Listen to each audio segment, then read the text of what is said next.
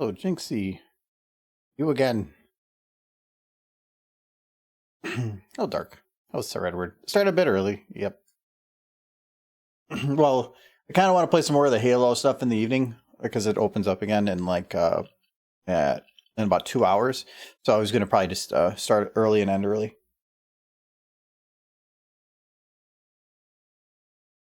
Hello, VDub.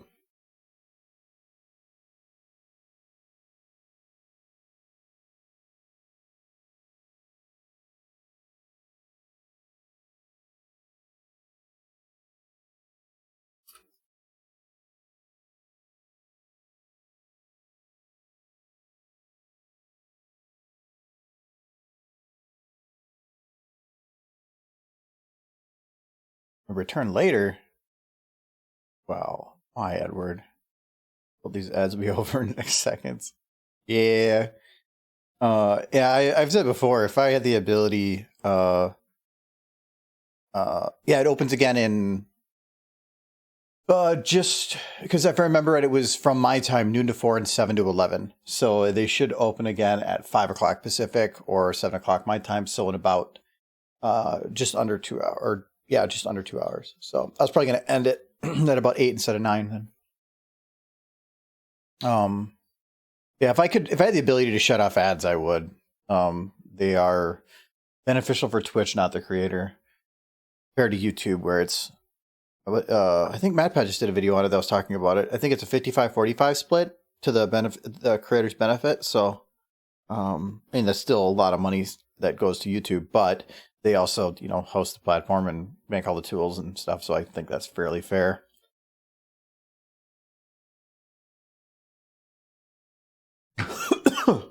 Oh, wrong tube.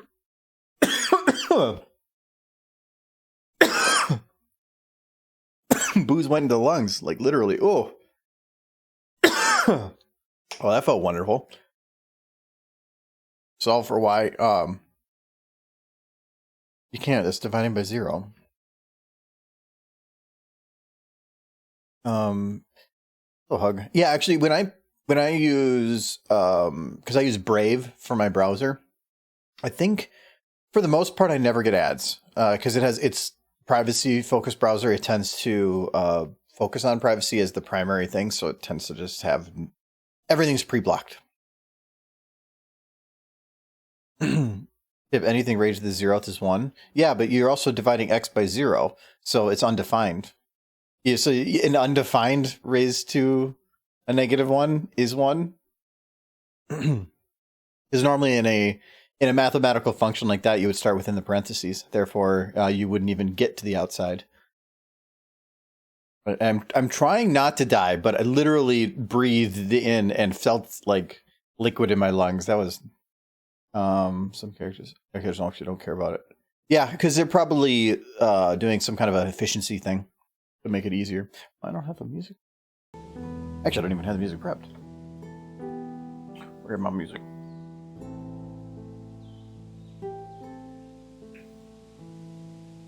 I still feel it there. Oh, Spike. Okay, well, I think we're all good. It's actually just me today, too. I don't have any Warhorse or any Michael, so it's just me hanging out with you guys. So, hello. Happy Friday. Hope you're having a good Friday. Michael will be back Sunday, but he'll be too late for game stream, so we'll probably be doing some other stuff without him, and then he'll be back for Tuesday stream. Let's go get food. That's why I wanted to start it like 20 minutes ago, but I quickly was making food after the Halo stream, and it took a little while because rice takes a bit. So that's a beautiful face animation. I just had it bouncing back and forth. So over the week I did finish up her animation here and added like a swing away. I determined that the timing looked better if I'm gonna probably have her do like a little motion at the door, but it looked better just to have the door.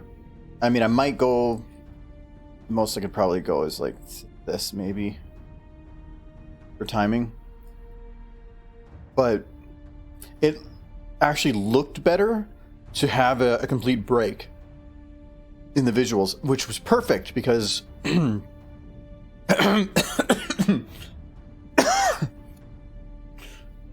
because it's so much easier to deal with like everything if I don't have an actual visual connection between the two shots. So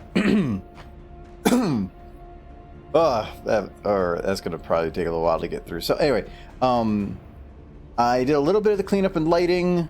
I added the walls here, so I went and just stole the textures from the outside version, this one, and just slapped it on some flat panels instead of the other way we were going to do it. And so it's kind of just working. I don't know. I modified some of the lighting. Actually, I finished all the lighting in this shot. So other than some of the touch-up of her animation, I think she's basically done. And then here she's just...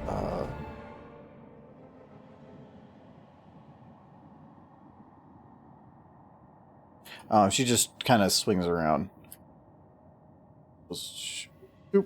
I just did a single motion for her to go to it that just had her stop there. Oh, what I can actually do here quick. Take all the lights from this one. Just paste it here and then we're kind of just done with the lighting. Yeah, it's the same light. Good.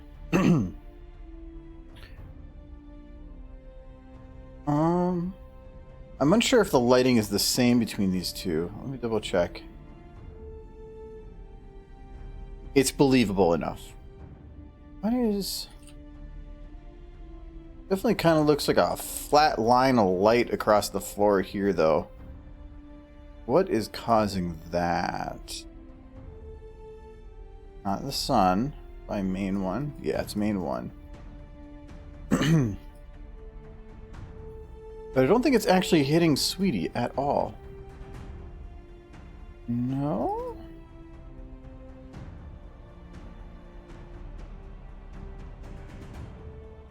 I don't think it is. And if it's not hitting her, I can just take this light then and spread it around a bit more.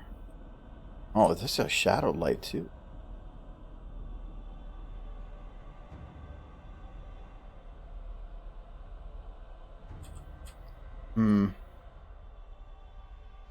Oh. Because I think what I need is I need a light that kind of fills the room, but I want it to kind of fill from the front towards the back. So we're going to put the light kind of here. I think that works. Actually, I wonder if that just works. Nah, it's a little too bright in the back still. Make it an Uber light.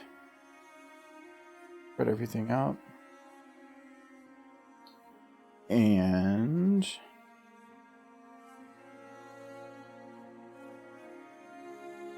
one other thing. But we're going to just drop that cutoff. Like right about there, and then just have it spread more. So there. Now it looks like it's fading off into darkness. Darkness.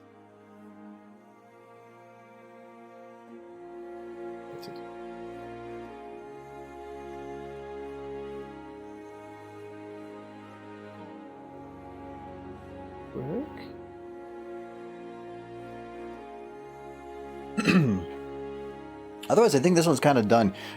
The walls right here have a dark area to them, and I think that there's a texture bit that tells it how to interact with the lights like that. It's like an artificial like lighting thing to make it look like there's depth to something, but it's kind of annoying because it's saying these areas shouldn't be lit as much, and I want them to be. When the door's shut, the walls are of pretty equal lighting. Only when it's open that darkens that side wall. Yeah, so the only ones I have left then are her turning, which now, because the door is going to be in the way, I can kind of utilize that to my advantage and just kind of put her in a partial swing. So like basically just make her walk, but then at the very beginning of the walk, have her just have a position where she's swinging into it a bit more. I never used or seen an Uber main light. So I have there's a tutorial on my channel, the main channel, that is specific for lights. I think it's just called lights. And they do go into Uber in detail, but what Uber lights do is you just have to check this box within the setting, Uber light, and it basically enables all these extra options that don't really do anything. But so when you're using a light as normal, a lot of it is doing a lot of helping for you. It's trying to say when you're increasing the width and you're doing certain things, it's changing other properties to kind of go along with that to make it easier to use. When you turn it into an Uber light, it disables those little helpers unless you control them all individually. But in doing so, it can you have to change a lot more things on the light to get it to match the same ease of use that the other one has. But it has other uses. So like,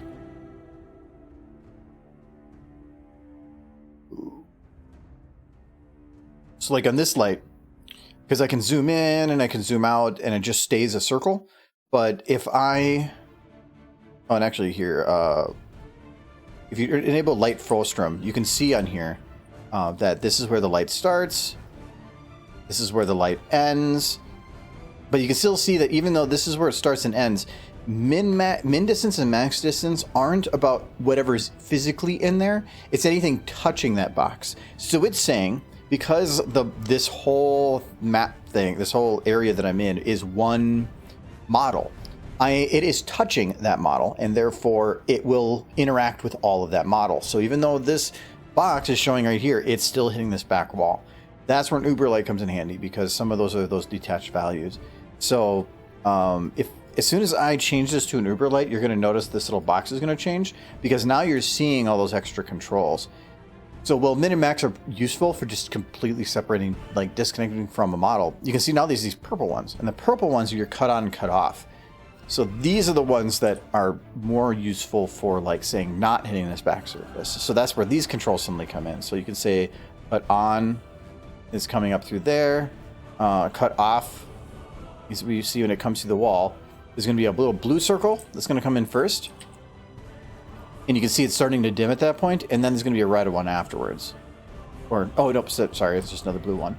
And what this is like the fall-off range for that light. So as soon as I start going in there, you can see it's starting to take in the brightness until it gets to its max. And then at that point, it doesn't change anymore. So cut on and cut off do the start and the end. Far edge and near edge are about increasing that fade range, which is pretty nice, because you could say no fall off range, and then you could do cut off, right, and have these like very harsh lines on lighting, which can be nice. You want to make sure that it doesn't go any further than that point. But you can also tell it that I really want to make sure that this has a nice fade to it, and make it super, super long on how it fades out. Same thing with cut on. You can play with that too. The other ones are, you can do width and height. So actually changing it, so you can actually make a light that's thin like this. Pretty nice to do as well. The main ones are these four, near the cut on, cut off, near edge, far edge. Those are all kind of connected, and then the width and the height. I think those are really the only ones that it adds on for the controls, but they are super powerful to have those. Like being able to make a light very thin like this has a use. Like say you have actually, you know what? I think I have a good example of one in this shot. Like say you have it like here, where you want to make it look like this TV has a little bit of this light coming around the corner, so you want to shine a light at that edge, but you don't want to hit anything else. You just want to have a nice flat line of light coming in. Well, get a very thin, I think this is like super, yeah. So in this one, you can see I made a very, I think that light is the wrong direction. Oh. And I don't know. I'm going to leave it as it was. But that's where you want to just have this nice thin line of light coming at that edge, just to give that feeling of like light bleeding around something that SFM, being the engine it is, wouldn't really have that type of bleed for. What's another use for those? I've done the same thing with like light coming from below an edge. I've done that quite a bit actually. The cut on and cut off really come in handy. Actually, if you ever want to light eyes, so let's say, and actually I did this here, right? I'll probably use one of these ones because it works. Yeah, these ones. No, that's the close-up one. I think there's one here at the main. Yep. So this light is only purpose is to light her eyes. It's kind of actually goofy. And that works because you're kind of taking advantage of an aspect of the engine that it's not supposed to work this way probably, but use it if you can. And that is that light will hit the eyes, even if they're not supposed to. So let's say, or with cut on and cut off values, it ignores those and it pays attention to other values. It's just kind of ignoring those.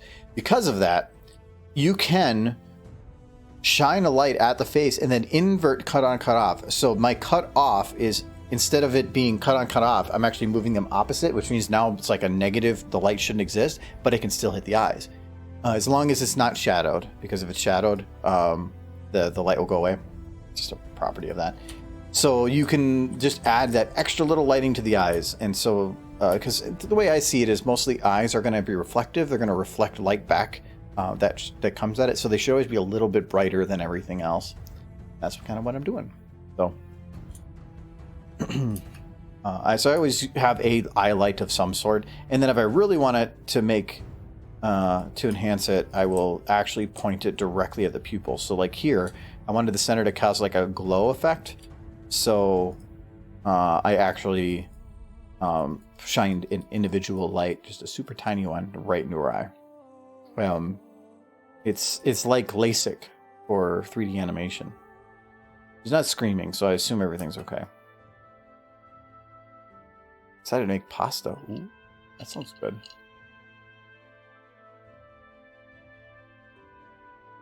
Pasta is delicious. I need to make spaghetti again. I haven't made spaghetti in a while.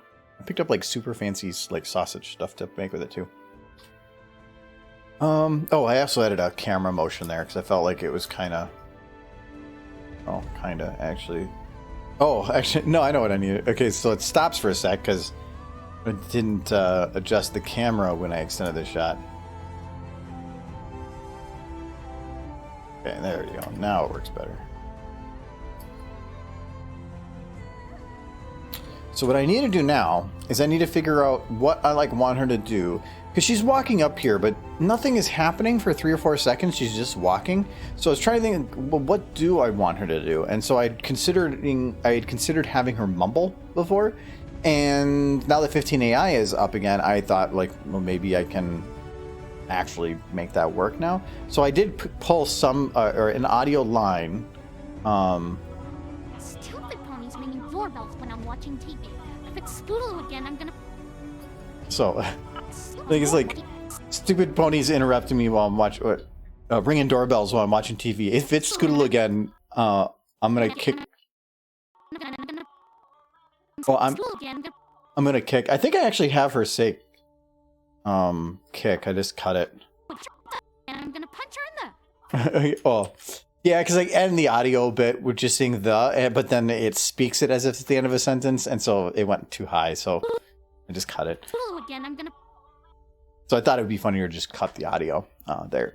So I'm thinking about using that because it does kind of sound frustrated. I went through quite a few iterations to get that one. When I'm watching TV. It's Scootaloo again, I'm gonna.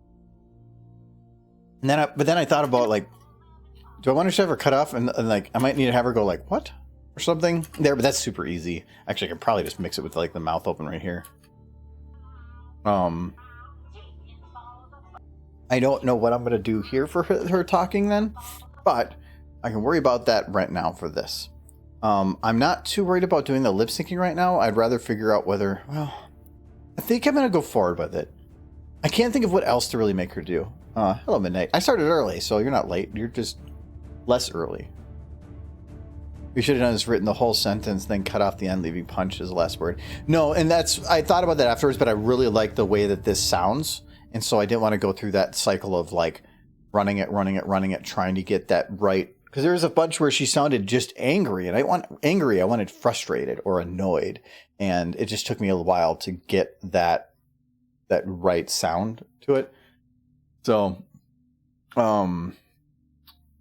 so that's fine. I don't mind it stopping there because I wanted it to be where she opens the door and nobody's there. So I wanted to cut it off. And time-wise, this ended up just being perfect.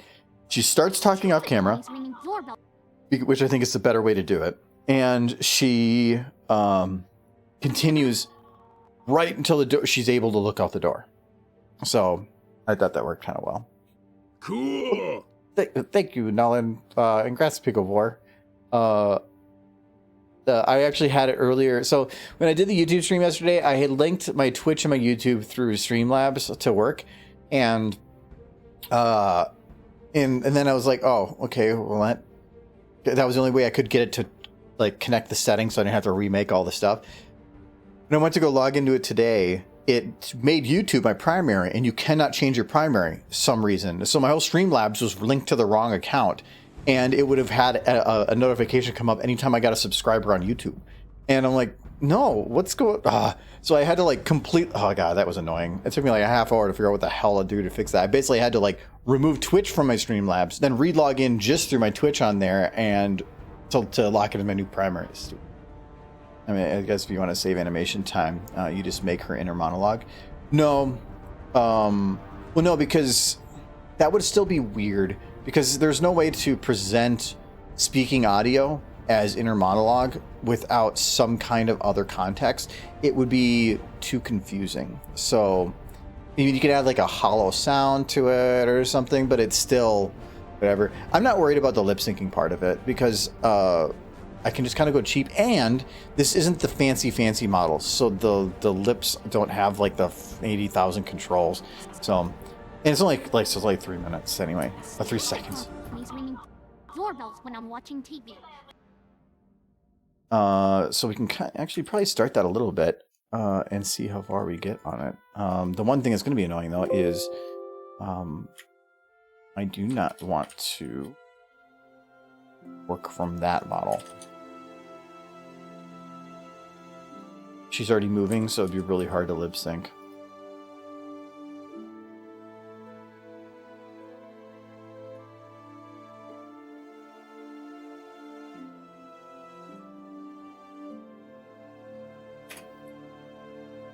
Typing with one hand there. There we go.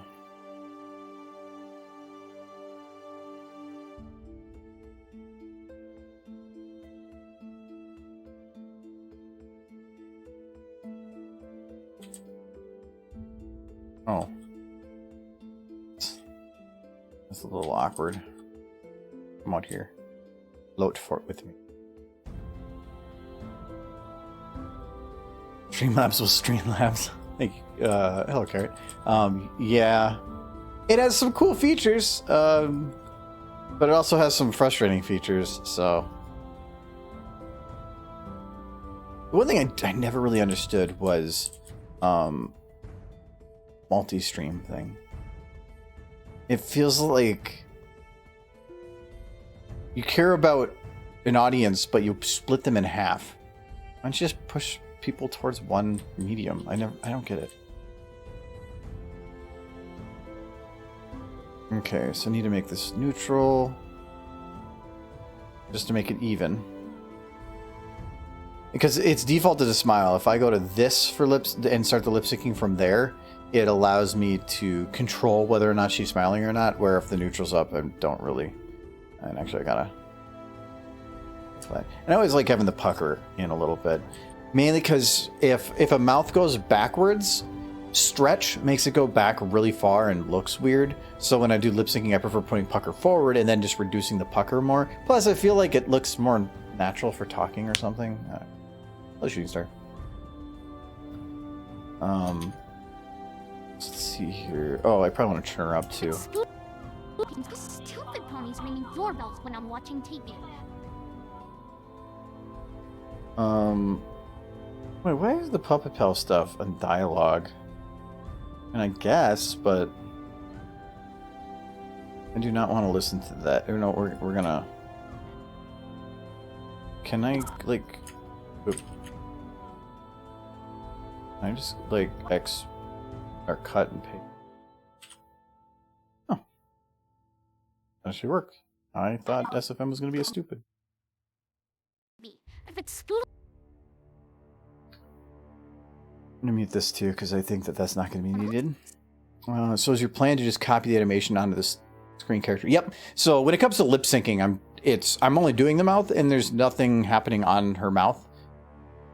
Sounds weird to say it that way, but there's nothing. Her mouth isn't doing anything, so I just copy paste it onto there. Plus, the benefit too is, say I am working on keyframes or I'm changing something, and I decide like, oh, I'm going to reduce that and like 0 something, or playhead her whole animation. Well, if I'm selecting the face, it's going to affect all the lip syncing too.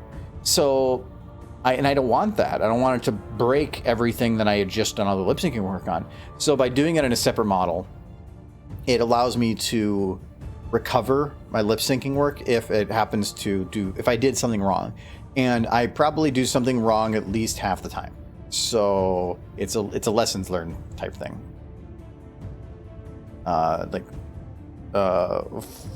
Fool me once, shame on me. Fool me twice, shame on me.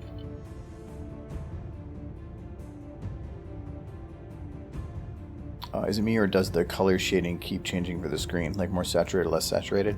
Don't know, actually. I didn't.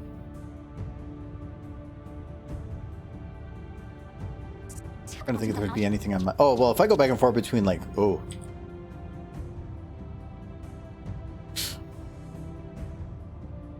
Oh,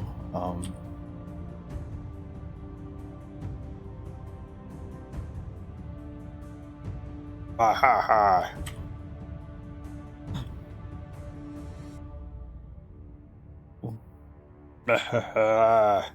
Needs need more teeth. Okay, this mouth doesn't let her do angry very well. But this just looks like super evil. Doc, sweetie vet. Hide your children. Sweetie cometh.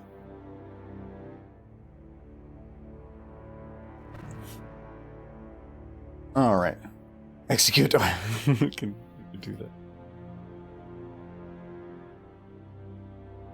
Execute Auto 66.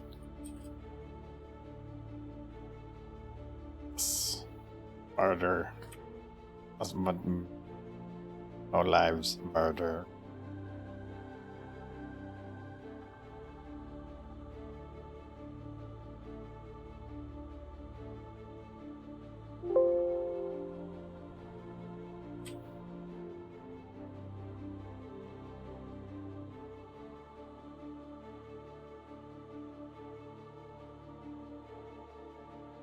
Oh.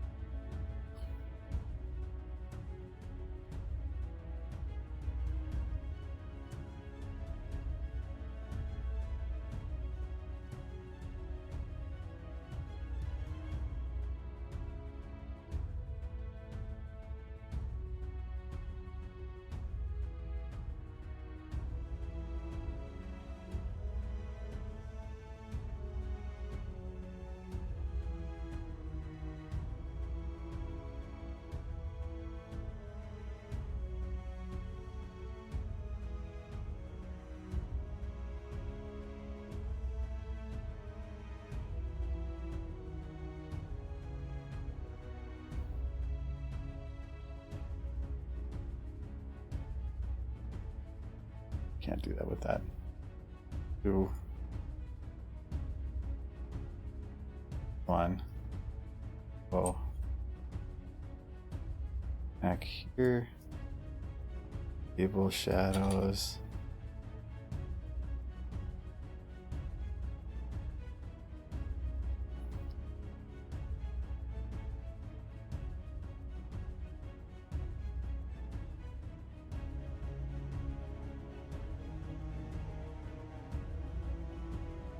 Might not be as.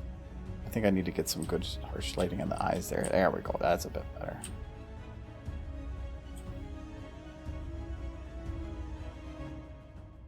Very good.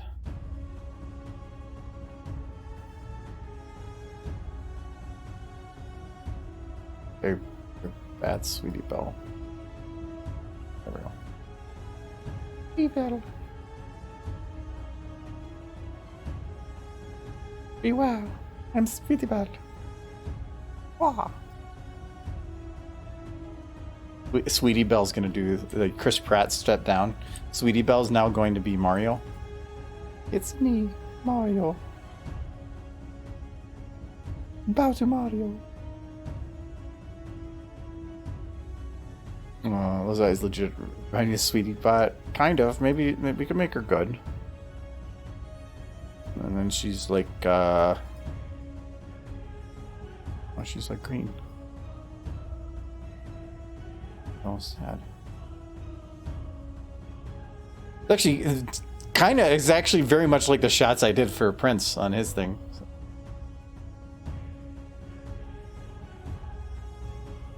Anyway. Yeah. She's green. Well, then, I mean, if she's chrysalis for that, I mean, what's unique? We're gonna make her blue.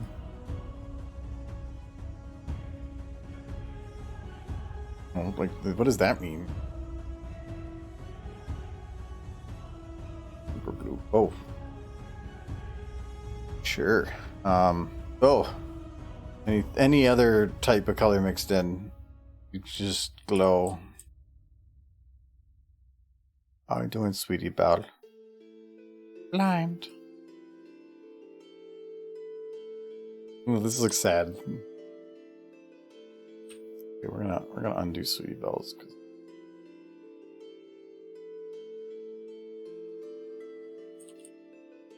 Okay, that's good enough. Places need to go away, and then we're all good. Okay.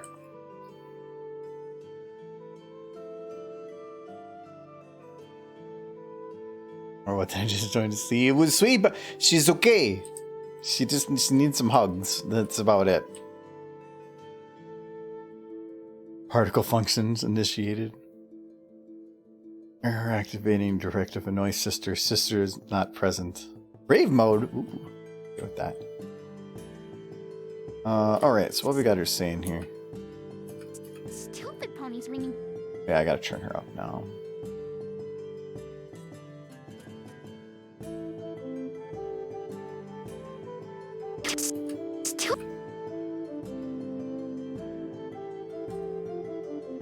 Oh, that's why. Volume slider startup is turned off. Thank you for letting me know that, I guess. Remove volume slider at startup. I want my slider. Stupid pony's ringing doorbells when I'm watching TV.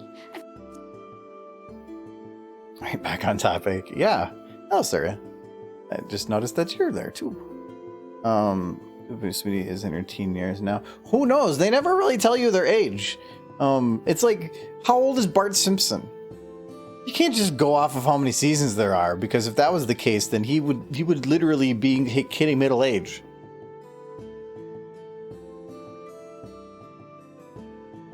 That's 13 AR. Stupid.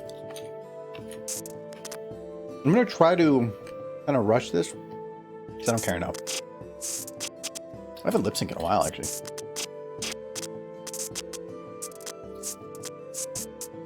But I like having less controls to deal with.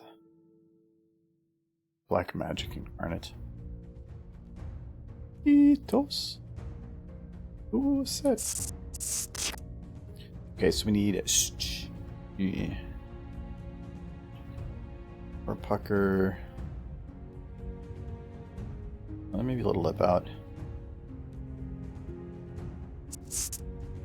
More teeth. And actually, I don't even think this is visible at this part, but I'm going to do it anyway. Stew. Be like that. Oh, I hate the puckers that aren't, they're like together like that. Ooh. Go away. Go away, Aggie. There we go. Can't do the lips out as much. Oh, no, wait. There we go.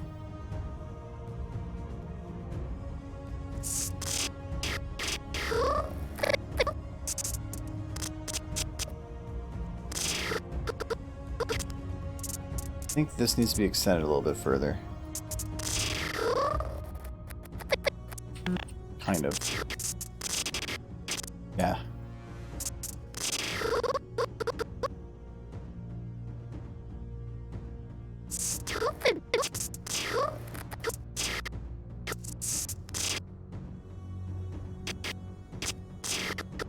I'm going to say that the pucker gets pulled back a little bit more here.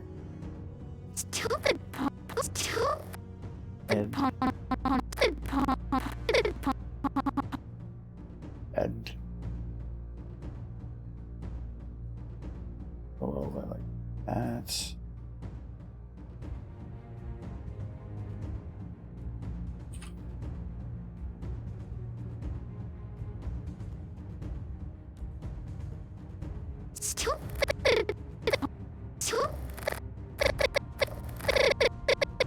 She would very quickly be closing this to do p. So p.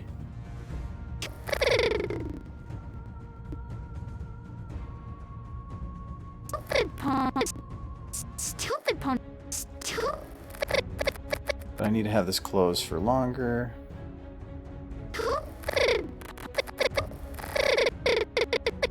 And I'm going to have the bite pop in there a little bit. And a little bit more to close. I close it a little bit. Stupid pony. Okay, can you actually see that? Not really. So I could probably get it right away with that. I'm having to work too much. Lip animation always sounded terrifying to me. In what way? Because there's lots of ways it's terrifying. Like the terrifying, the prospect of doing it, or the listening to it, because all of it is. Thank you for the follow, Badnix. Because an accomplished manner needs a degree of phonetics. Yes. Oh, I'm always like blah, blah, blah. There is phonetic controls on a lot of these where you can have a control that does a B sound and it will put all the flexes that normally would go for a B sound. But I hate using those because it feels like you're limiting your ability to have some of the controls that could, because a B sound might look different depending on what the sound is before or afterwards. So the way I usually do lip syncing is there's normally like a beginning of a sound, the end of a sound, and then the middle where there's an opening. So like I can hear stupid has two opens and closes. So this is the close, then she opens to the p, and then opens again, and then to stupid. So I usually will do the closings right in a row, and then I'll go back between them, and I'll just open the mouth, because sometimes that's all you need to do, and it's easier to figure out timing for a lot of that too, if you do it that way. Tedious, yes, it is, mainly because I like listening to music, and it is really hard to listen to like loud music when you're trying to lip sync, because you're trying to lip sync, especially if somebody's talking, like singing, because now you're not able to pay attention to what you're working on. I hate lip syncing. I don't mind like when it's like 3 to 4 seconds here and there, but like say I have a super long video, like the change of plans with the changelings. There's a lot of lip syncing in there, and I always put it off to like the end because I hate doing it.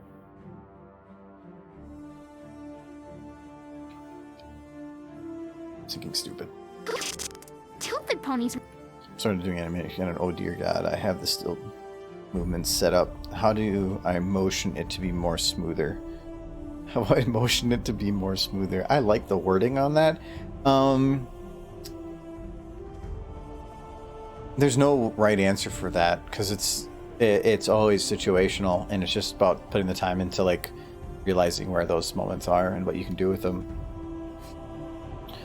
Mouse and Gmat don't have the specific flexes for sounds. It just depends on the model. These ones have less controls.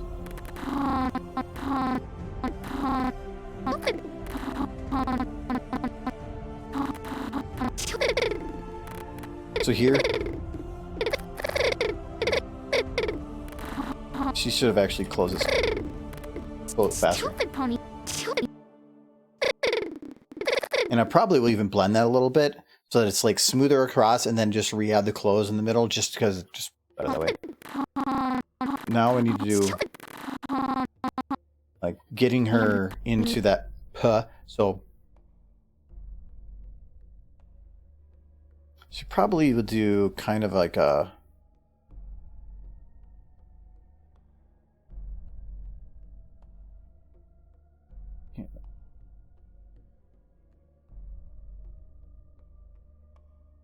like that.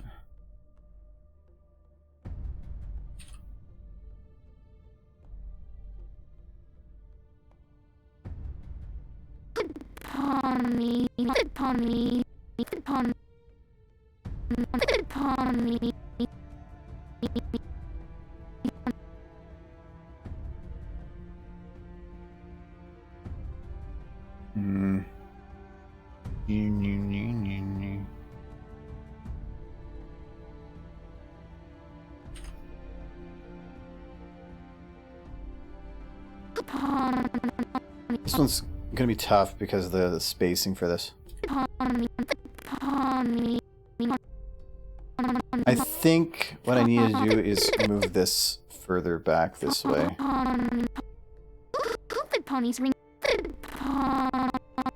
There, that might give me a little more time.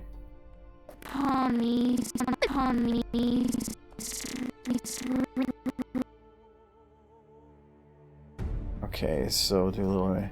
I need to keep angry in there because she's kind of angry. So E, when I do it back like that, open and close together actually pull the bottom jaw in, which kind of creates a nice E sound. So I tend to do that a bit. Not just grin, because it's like a forward ooh. And I want to have it actually pull back. And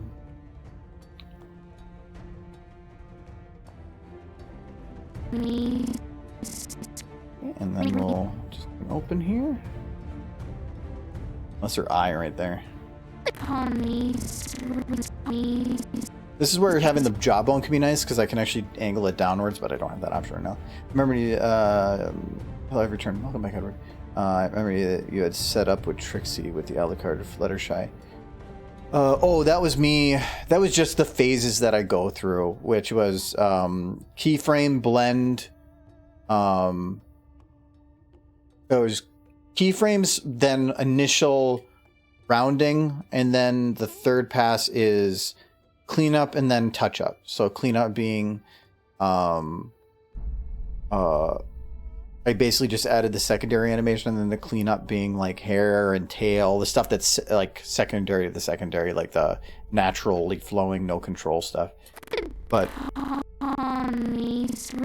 I don't know when I talked about that. I think I did it on... Did I do that on stream? I think I did, but it's years and years and years ago now.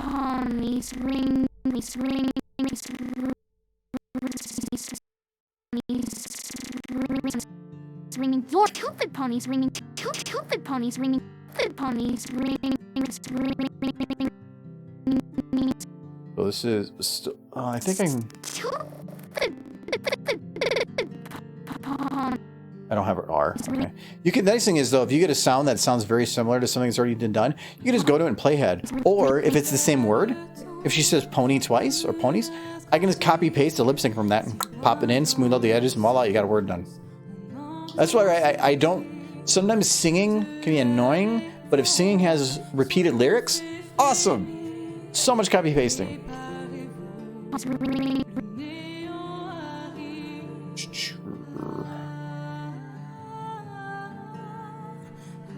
More teeth. And mouth out a little bit. Ringing. We'll just pull the jaw back a little bit. And That mouth and open and close. That teeth fine. This one's going to be interesting because she's opening.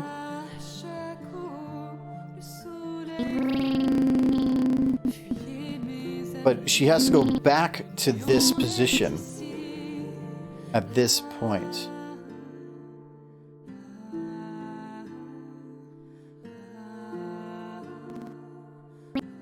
Actually, I'll probably in the second. I'll just have her go like. Ponies ringing door. Stupid ponies ringing door.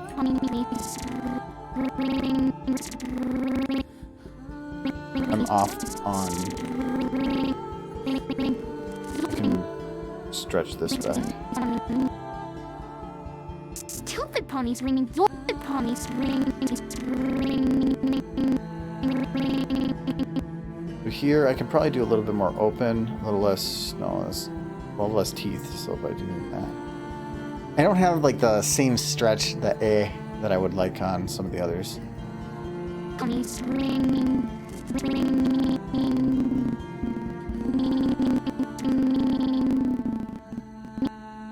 If I can.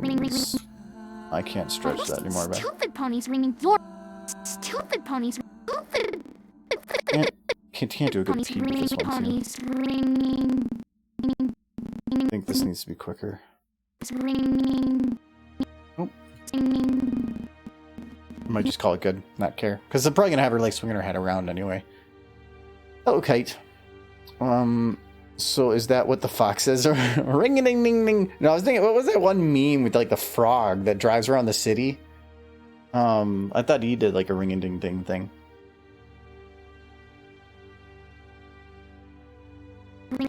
Oh, and actually, one other thing I should check here.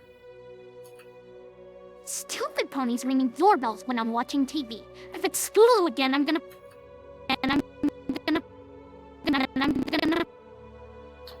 It's only a couple frames. I might have to just do the whole thing to ensure that I'm not missing anything in her progression through that.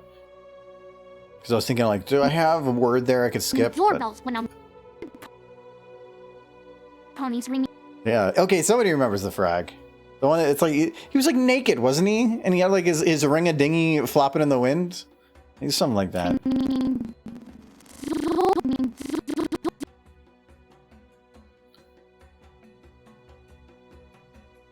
Sometimes I have to go to the words before that I was working on and determine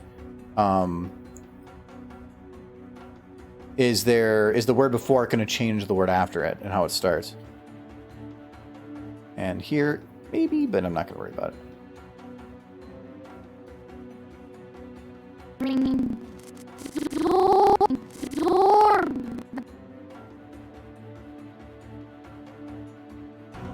Ringing door.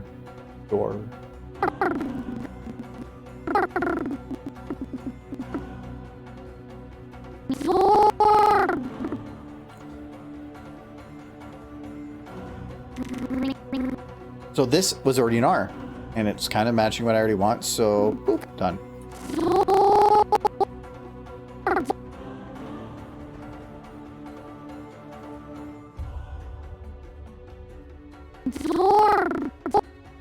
Ringing doorbells. Ringing doorbells.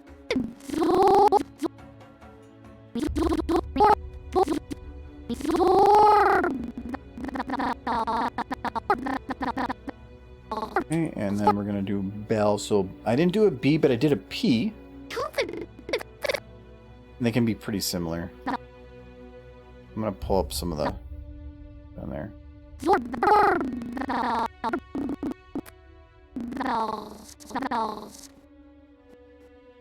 I'm just gonna write the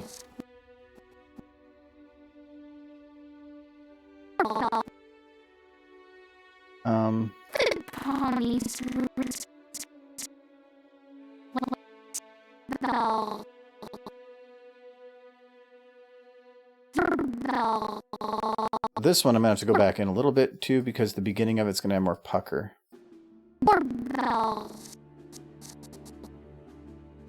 And it's gonna reduce a bit. Doorbells. I mean doorbells when I'm doorbells. And then she's going to have an L, which means a tongue. So this can be interesting because some of the older models didn't work so well with that. So I think I might just have to do it like that. Yeah. Doorbells when I'm... Yeah, that's good enough for me. I have to serve myself some pasta. Well, pasta is like saying you had pizza. Like, well, no, that's not even the same. That's like saying you had pie. Like, if you... What kind of pasta? Is it just like... Just cook up a pot of pasta and just eat pure pasta? What you put on it? Carbohydrates. That is an amazing spell of carbos. Carbohydrate. You know what? I was going to say it how it sounded, but that is how it sounds. So, touche. Yeah,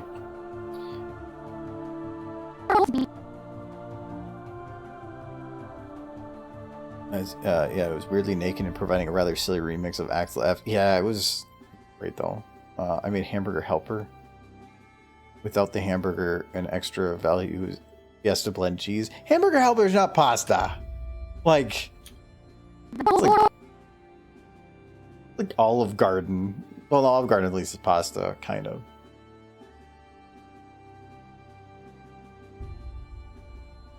I consider like it's cheap pasta. I don't know. I do not like hamburger helper. That stuff is kind of, it's so boxed flavored. It just tastes like the cardboard is put in. I guess cheap pasta is pasta. No, I think it's actually cheaper to just kind of buy your own pasta and just make your own thing. It just takes more time. Doorbells when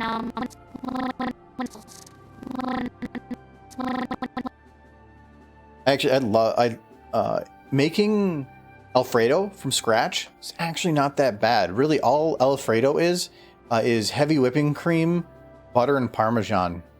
That's really it. Well, I put a little bit of nutmeg in because it adds a nice little flavor. But making some pastas like that is not difficult. It just takes a little more time. There's different versions of hamburger helper. It's still... Oh, well, time is money. It's only minutes more. I bake my own garlic bread now too. Like, I'll just get French bread and I get like the bald mozzarella. No, the bald mozzarella, and we'll with some like some garlic on there, so garlic butter, and then we'll put the big hunks of like the super soft mozzarella on each piece. Good stuff. It's really good stuff.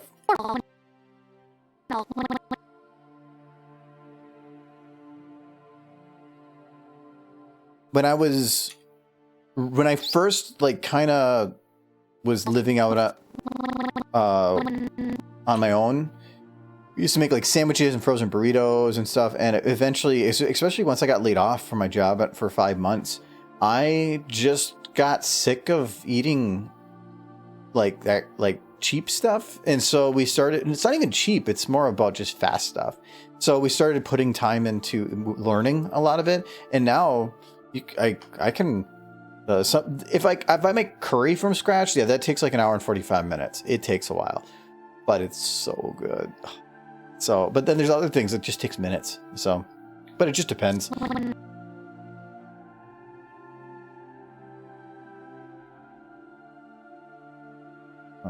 You need your neutral reduced a little bit there. Ooh, you need more than that.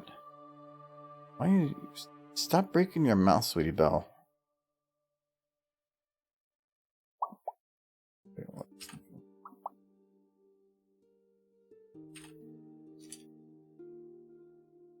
A little smile help? Nope.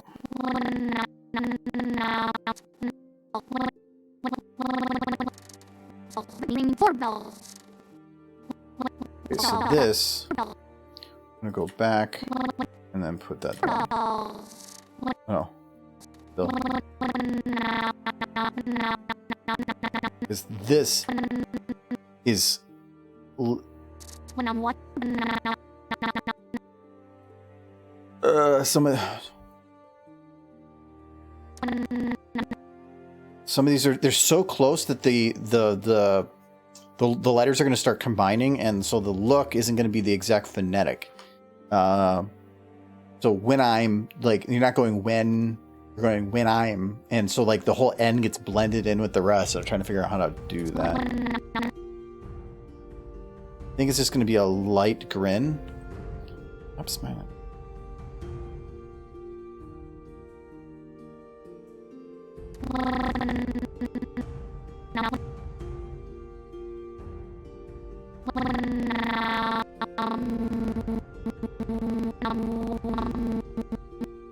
Okay.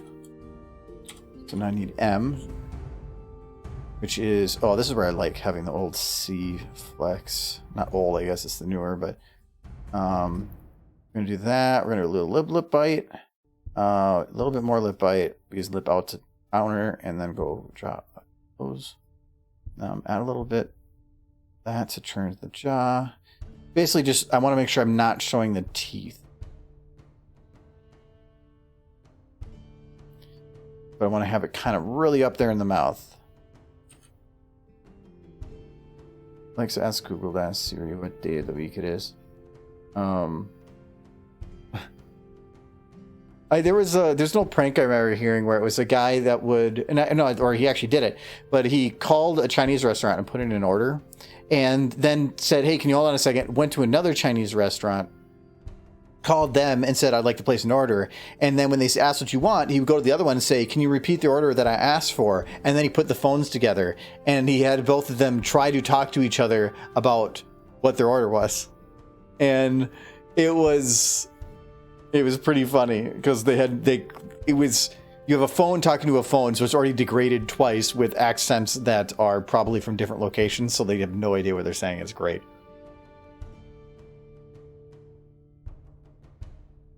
Yeah, lip sync can give me a pain in the butt for 2D as well. Oh yeah, I can see that. 2D you can get away with some stuff a little bit more, like having the same lip things doing certain parts. 3D has a lot of that extra nuance that you have to put in there because of just how the medium works. But at least I'm working with the same mouth. On 2D, if they turn or they're looking straight on, it's literally an entirely different mouth. So that can be really annoying for a character that's potentially moving around. And there's the cross through of the mouth, so you have to make sure everything behind them is working fine.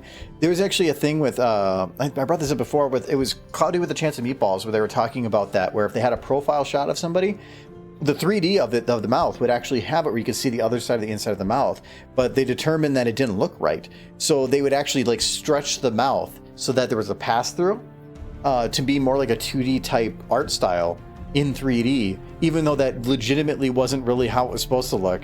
And so I guess some of the models on the back sides just look like they were like Two-Face or something. It's kind of funny. But I love hearing stuff like that because it's people finding creative solutions to interesting problems.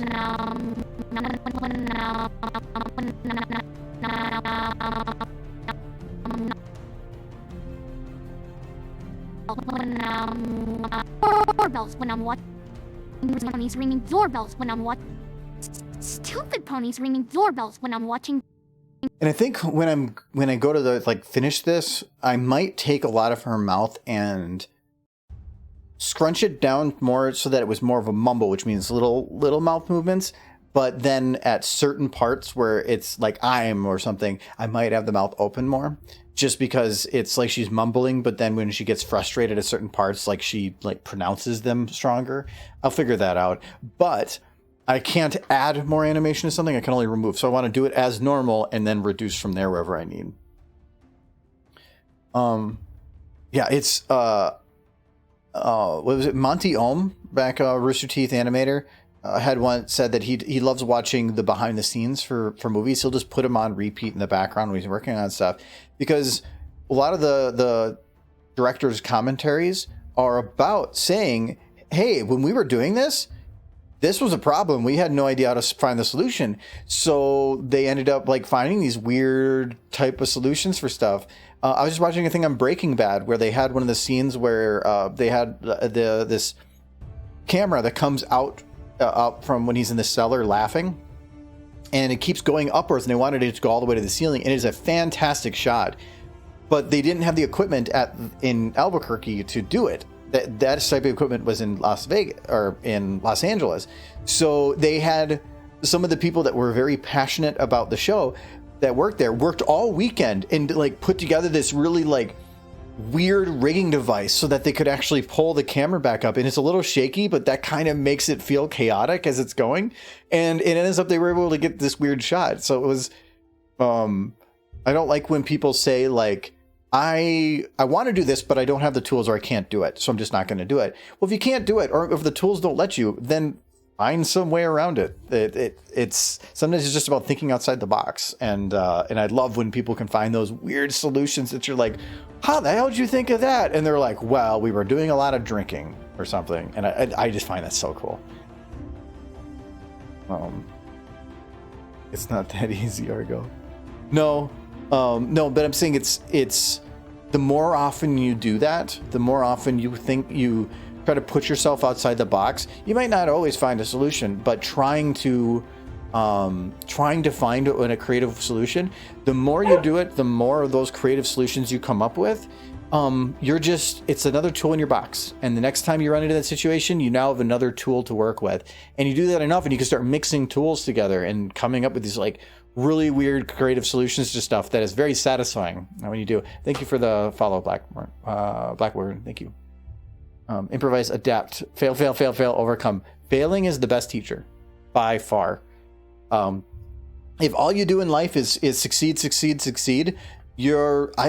don't think it's going to feel as value added, because it's by failing that you can see what success is and you learn the most. So failure should not be a sad thing.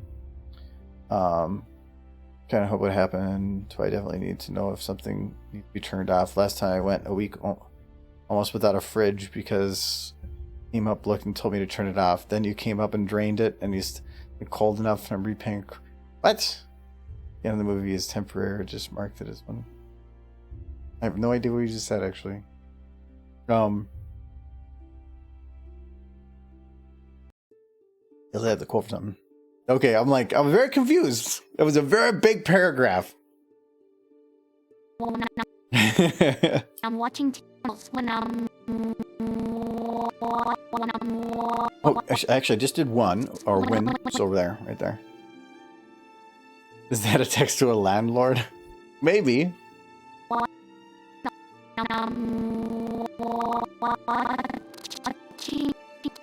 Watch. So ch is the next one. So watch.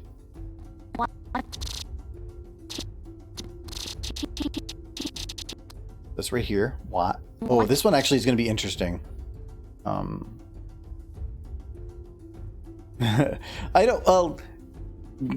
I've written long emails and stuff to landlords and HOAs because the more information you provide to them, the better. So.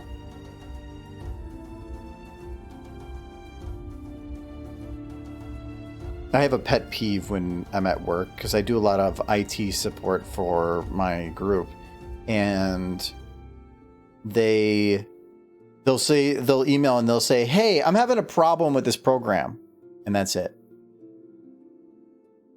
Could you provide me a little more information? Because if that's all you're going to give me, I'm just going to say turn it off and on again, which probably will solve it. But give me some context here. I was actually reading a thing. They were talking about like people that leaving the workplace and like what do they call that? The great resignation for people like leaving work. And they were saying one of the biggest age groups of people that are leaving their job to do other things is my age group within about a 5-year gap. And we're considered, they called it geriatric millennials. And I love that term. And it was because their benefit is they were at the transition between a lot of older stuff and the newer stuff. So they can both help out those that don't understand technology, but then still work with those that do. And it being a benefit in the workplace because you can talk to both sides. And I'm kind of that at my work in some ways. But I love the term geriatric millennial. I'm okay being called that. No issue with someone in my family has had to come to repair stuff. Yeah, most of my childhood wasn't in front of a computer. I was running around outside. Who does that? No, I would go to my neighbors and we would take our Super Nintendo and they would say, you need to go outside. So we pitched a tent, we ran an extension cable and a TV to the tent, and we played Super Nintendo outside. adapt, overcome. It was. I have great memories of playing like Final Fantasy outside on beautiful days.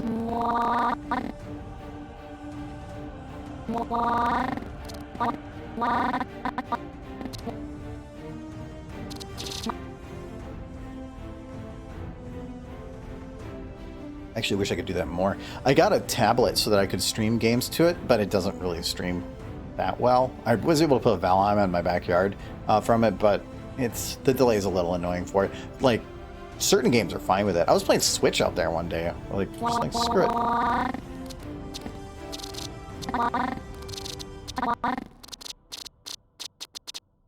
Okay, so this needs to be a little bit... Oh, actually, that would just correct towards the back. What I say was, I hope that happened to... what happened to Sunny at the end of the movie is either temporary, or it was marked her, or it's sometime in the future. I actually mentioned this a little yesterday, that I don't think it is, because if you compare what happened to Twilight to put her into that ascended state, it's exactly what happened to Sunny. The whole situation and the magic that was used and everything, that basically was the exact same thing. So I think that she's just ascended the same way Twilight did, personally.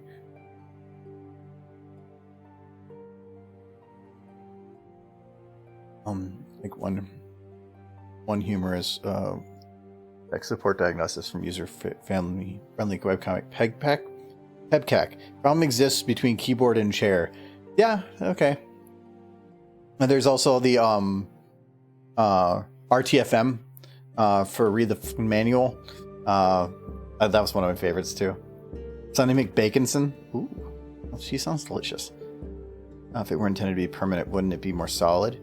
Well, all of them, when they maybe it could be that it's a temporary thing, or it just could be that there's a physical manifestation of something, but the magic itself that actually causes them to work, is all that you actually need. So Pegasus don't actually need wings; they're just wings follow the magic that guide them.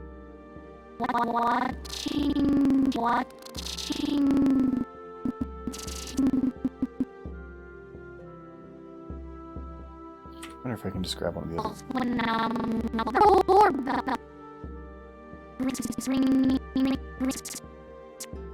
Yep, we can take this one.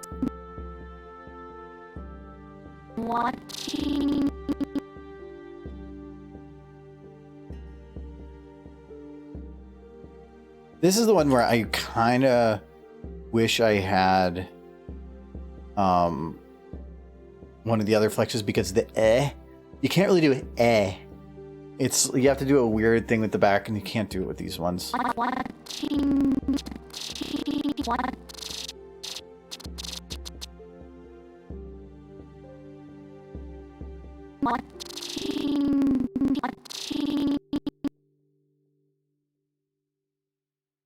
Watching doorbells when I'm watching TV. Okay, this needs less teeth. Kind of needs more bottom teeth, but it's really hard to get. These basically got to do it like that.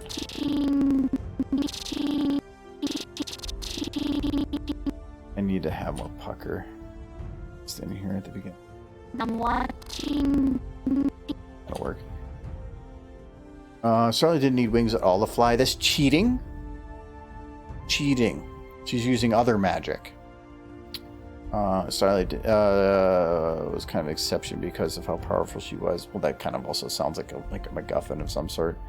Thank you, NPC. It's one thing to hear it repeatedly, but looking at it in writing, I've gotten so used to that. Actually, now one of my favorite pastimes is if I want to focus on stuff, I'll just put the same song on repeat for like 3 hours. Because I think because lip syncing just broke my mind into like being used to just hearing the same thing over and over again. When I'm watching TV,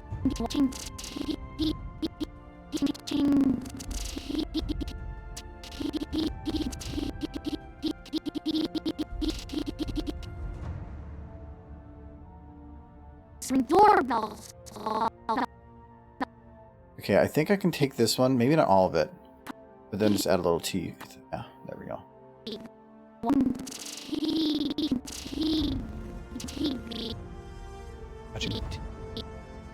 Watching T. T. T. You don't even open the mouth. T.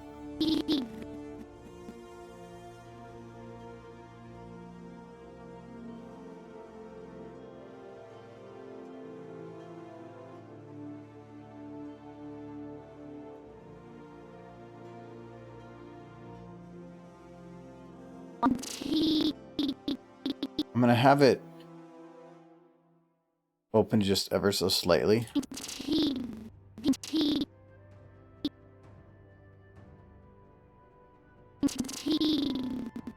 I can probably do lip down a little bit just to help supply a little bit more of that.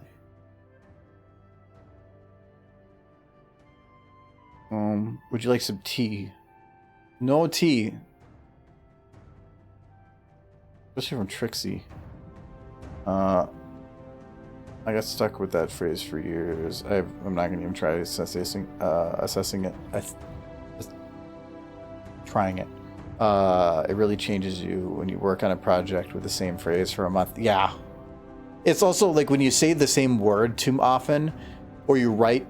If you hear it phonetically, it doesn't sound right anymore because you get like fatigue in your brain where you don't process it the same.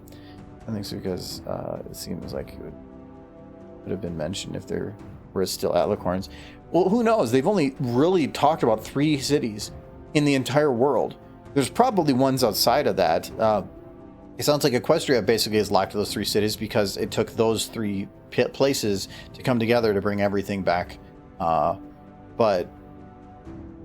Which I guess is kind of weird. Actually, it sounds to me like it wasn't about bringing the people together. It was about having somebody be around that had that realization, which is what Twilight had. So it wasn't about the actual bringing them together. It was about having the person that was able to that brought everything back. Because now, like, otherwise it was only 3 people, 4 people or something that was there that actually were changed. How is that going to impact everybody else?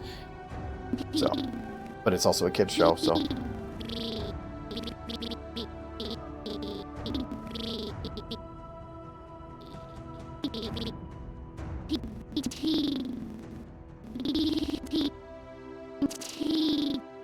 Watching TV. I feel like it's normally not an open here, but it doesn't look right not doing it.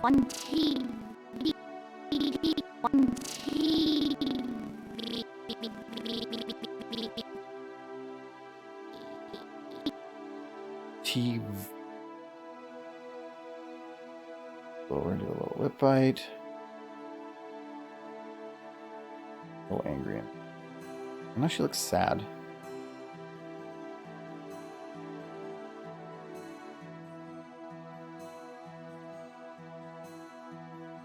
I'll pucker in. Let's grin.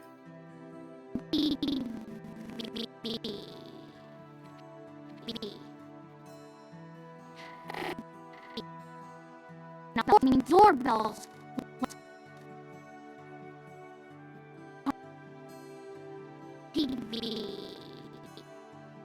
Everything about ease. Steal from everywhere. When I'm watching TV. Watching TV. Watching TV. When I'm watching TV. Watching TV. Watching TV. When I'm watching TV. TV. Watching TV. TV. No, it doesn't look right having it that big.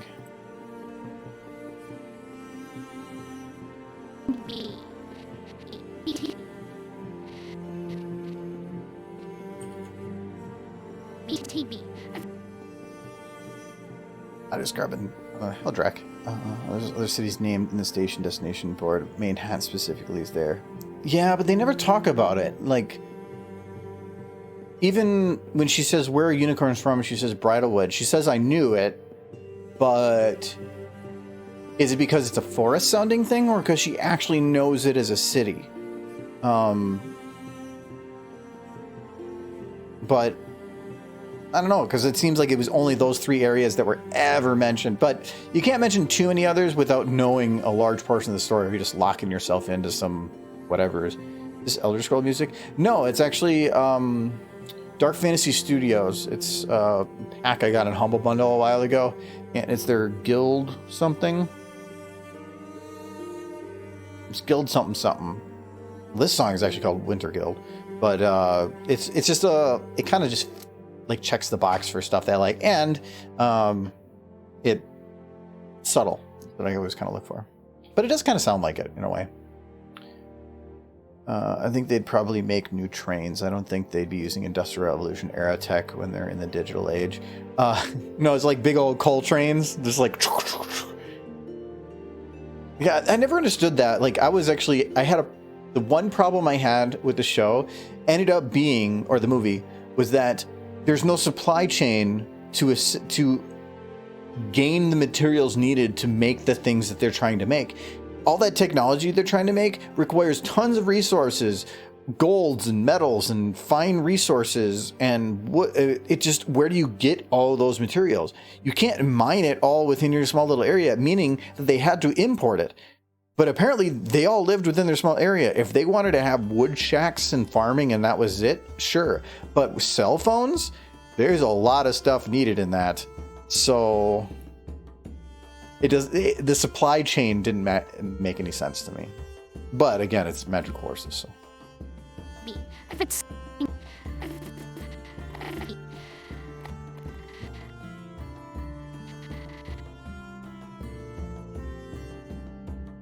I mean, if the railroad was closed down for so long, they might try to use existing locomotives until they get new ones built. Well, if that was the case, if the train was one of the fastest ways to and for the different locations, where were the tracks? They never show them. So are they old enough that they're just like buried somewhere? And if they were, then why didn't they just like walk the tracks? Because you think that'd be the easiest way to get anywhere. I don't know. Thank you, NPC. Appreciate it. I'm done with the TV. If it's Scootaloo again. Why? No. You know what? Here. TV. Watching TV.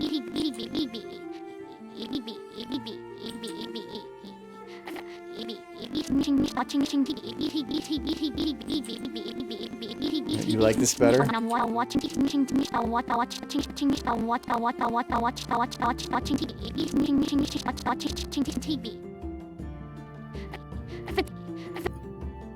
It's Eevee. It's Pokemon's. Oh yeah, that's good stuff. Thanks, sweetie. She's doing the. No, we can do. Never do. TV. Some sweetie boxing.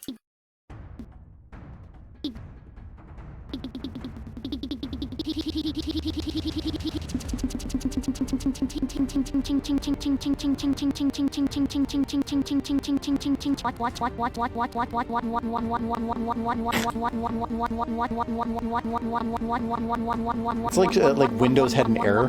No, the old Macintosh. She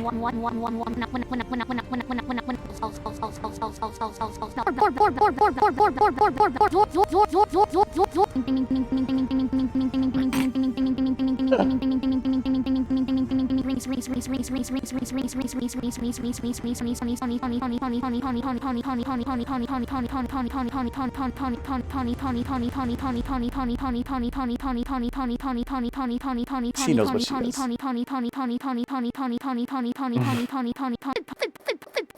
I feel like at the end of this, I want to just have the donk, like there's an error sound. Jinxie, you still got 25 minutes. Oh no, you're on the Master Chief Collection.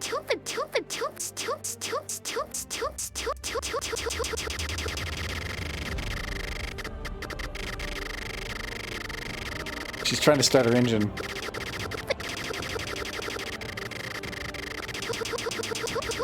This is when she revs it up.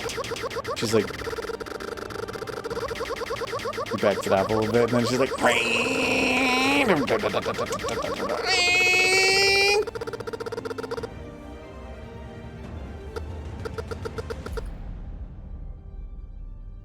like too much air, gonna mix in more fuel. Yeah, that's a...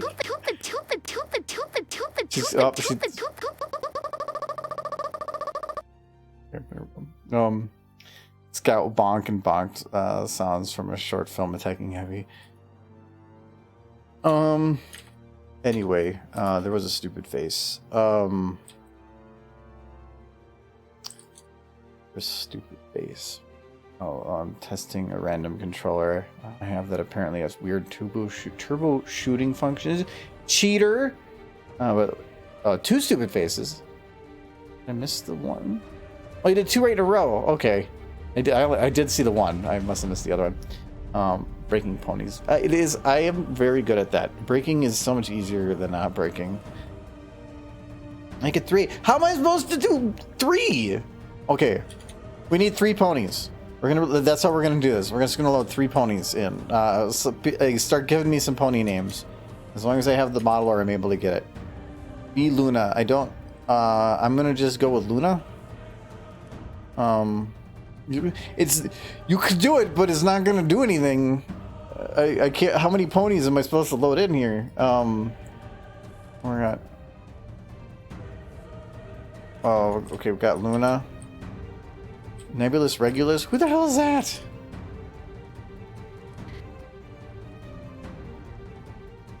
Okay, so we got Luna. We'll get Lyra. I don't know why that one is black. Let's get the enhanced one. Okay, Lyra. Hey, Lyra, you gotta get over here. You have been summoned.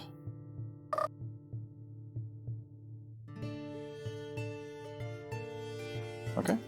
And Coloratura. I'm guessing that's spelled wrong, but I think that's probably fine. Carrot Tops. I haven't loaded Carrot Tops raw. That one technically did come in first, at least to me. So, actually, wait. I want to see who put in stupid faces. It was Kite, Blur.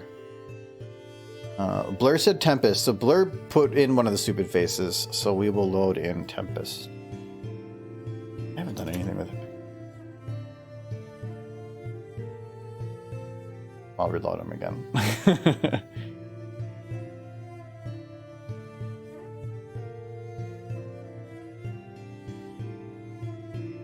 I wasn't watching the RAM. I should have. I need like a little alarm that if I go to load, like open up any library, and it ends up being that. Or that. It's here.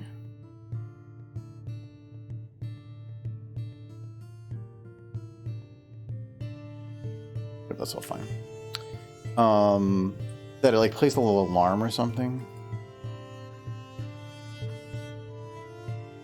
Okay, so we got Luna. Who's better? Oh yeah, this one's.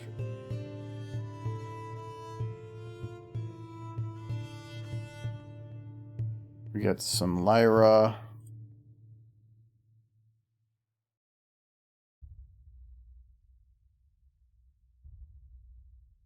And then we get some Tempest.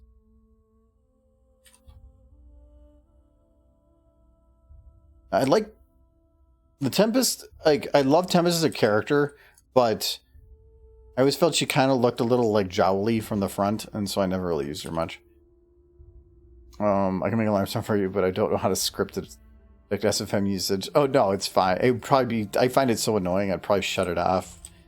No, I'm normally very good about watching it. I just got distracted. All right, just gonna get everybody's eyes turned down here. Okay, these are 3 very different people, which that'll make this interesting.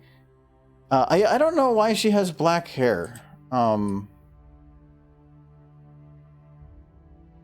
Why do you have? And that actually seems like bigger than normal. Does that seem like she's got extra hair?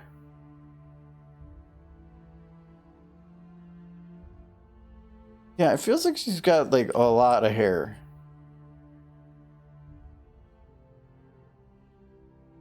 We have three lovely ponies here today, but only one of them can be tonight's best pony. Is that what we're gonna do? We'll have a best pone competition. Okay, I'm gonna save it now because I'm gonna crash.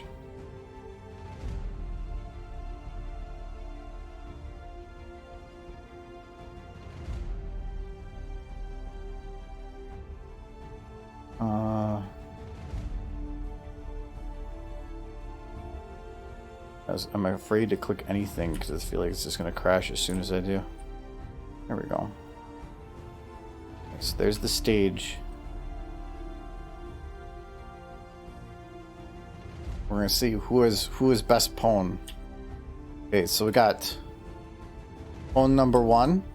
And the pones are going to do...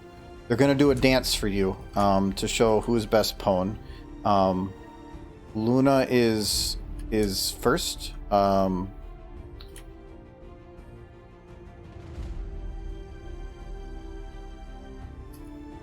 And so she does, it's a traditional alicorn dance. We're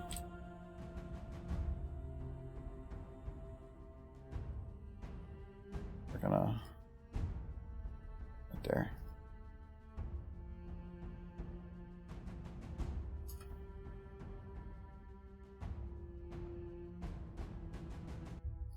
Okay, and then...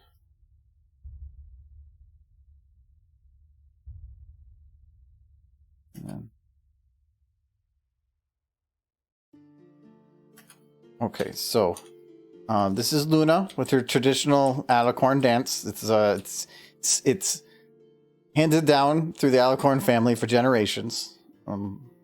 It takes a lot of practice, but she's very happy. She's well practiced. Also looks like she wants upsies in a very aggressive fashion, but she's... Oh, well, okay, this is actually really weird when you have her go fast.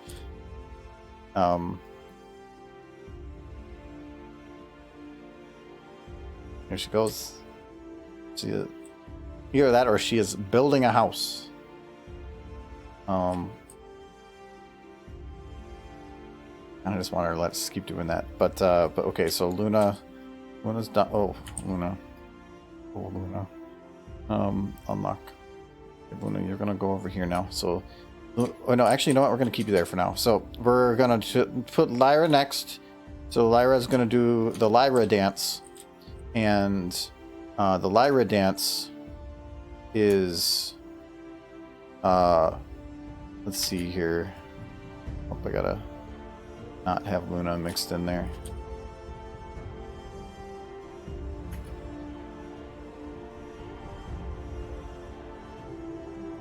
Okay.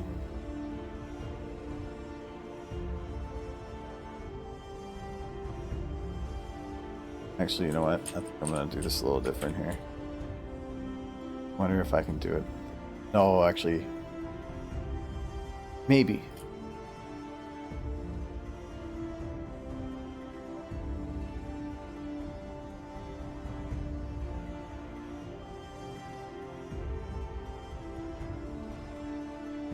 Okay, this is a little tougher to do than I thought, so...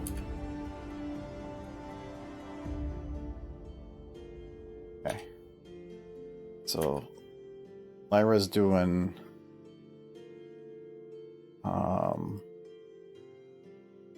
let's see here...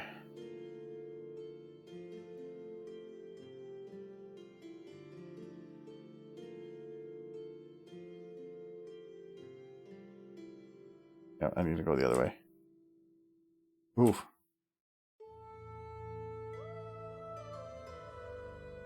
Okay, so then there, Lyra's got the Lyra dance. And Luna had done hers at super speed, so Lyra's gonna do it too.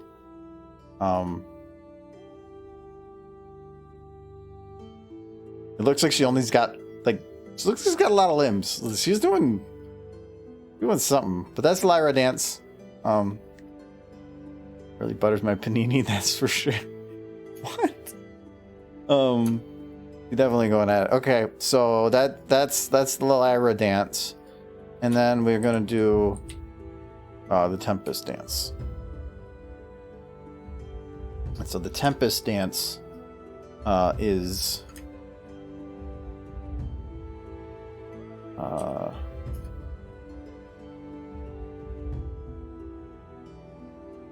thanks with that. I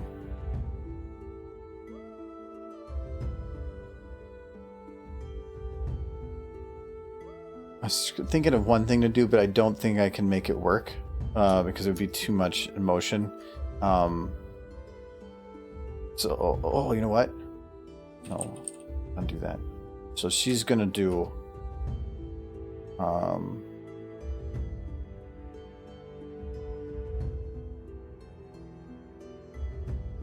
Speed 1 can compensate for lack of thumbs.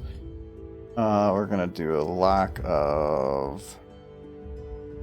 So this is gonna be her war dance, or actually, you know what? We're gonna call it the war wiggle.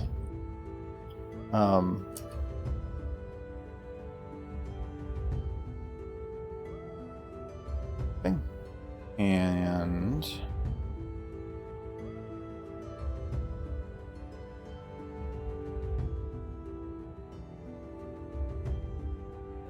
yeah, there she's got the war wiggles. We're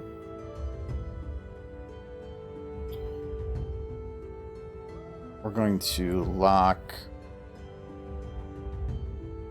some. You know, we're going to make sure she's going to look a little bit.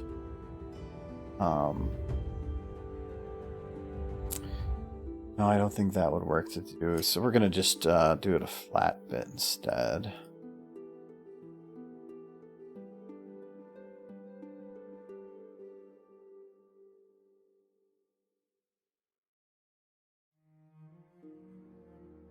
It'll work. Command your butt. I demand. Oh, you're wrong model. That'll be fine.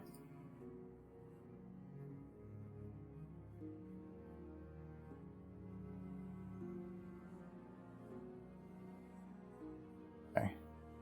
And oh no, I don't use.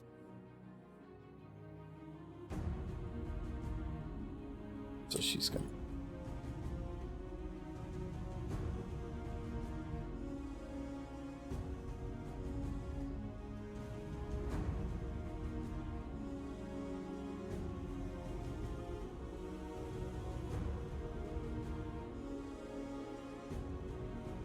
So she's just gonna do a little squatting.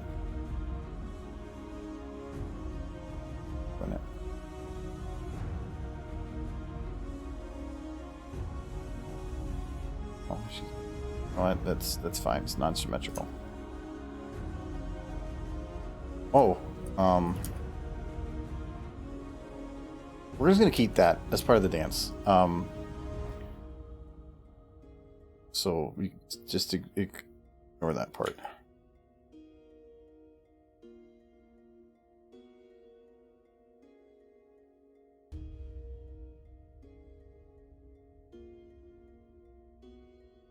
Okay, so there we go.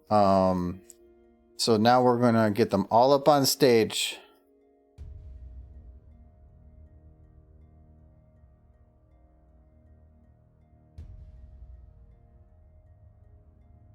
Okay. Okay, so they're all gonna do their dance for you. And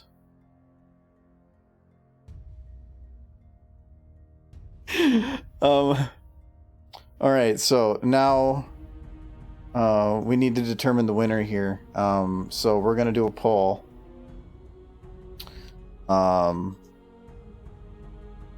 Best pony dancer, and we have Luna, we have Lyra.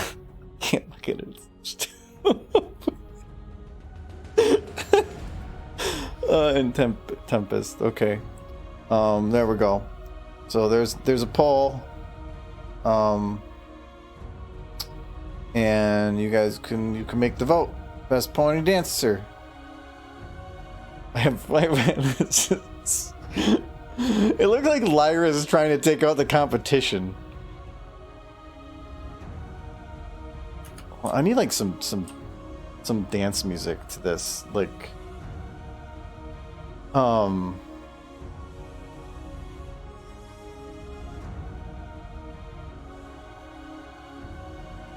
they're like some. Oh no, wait! I know I got some like '80s stuff. That's 8-bit. I don't want that. What are these ones? Dandelion.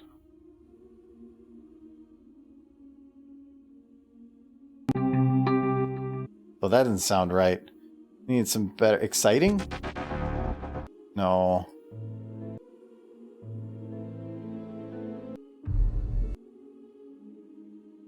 I know I had some like 80s. No, that's just a subway. What am I clicking that for? Action and battle. You know what? That's what we're gonna get.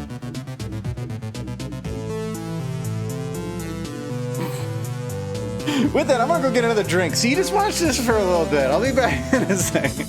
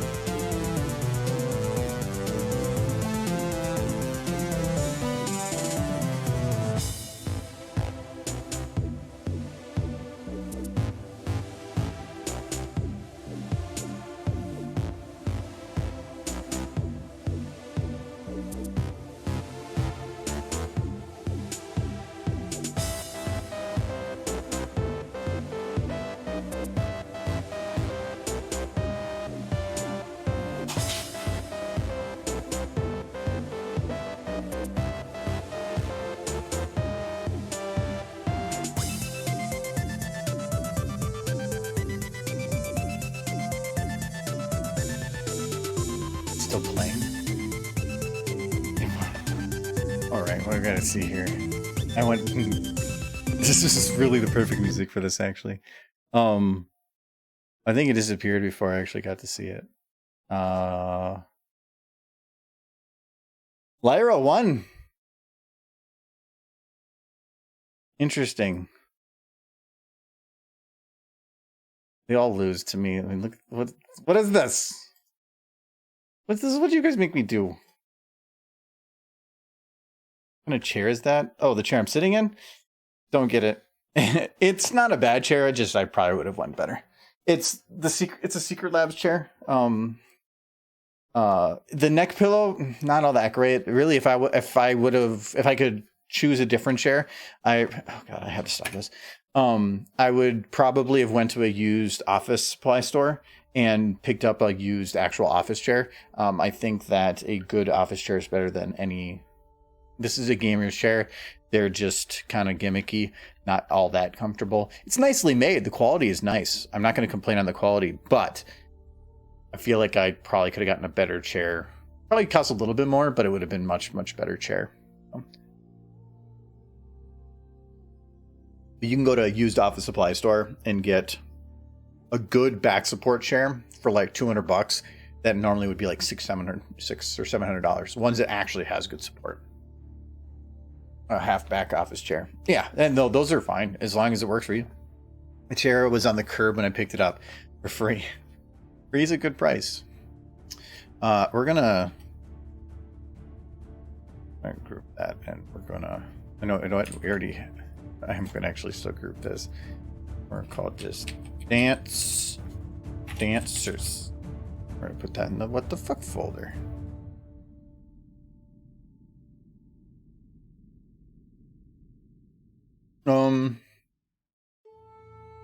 Let's see if anything No, I don't have the Undertale original soundtrack. I've never actually played Undertale.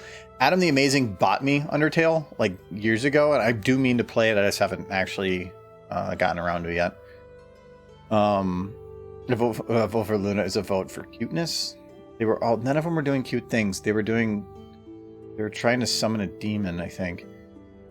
You do save these digressions somewhere. Yeah, I always make a what the fuck folder, but also these are all recorded. So Nightly will play with it whenever he gets to this one. We've got inflatable head flailing tube pony. Those SFM actually have motion trails. What do you mean by motion trails? Not sure. I don't want to use the IKs. Well, for one, all those different ponies, their IKs would be... IKs don't rig. Not for the way that I do things. It would be more frustrating for me than I would want it to be. I've tried using it for some things. They just don't work. Rathalos, love it. But his bones are built for it. And I must custom modified that rig to work better too. I did a lot of personalization on Rathalos, and so I kind of have like a thing for it because I touched a lot of it.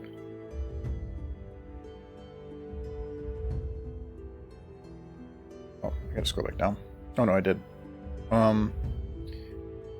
Revising back support is rather easy though. Kind of.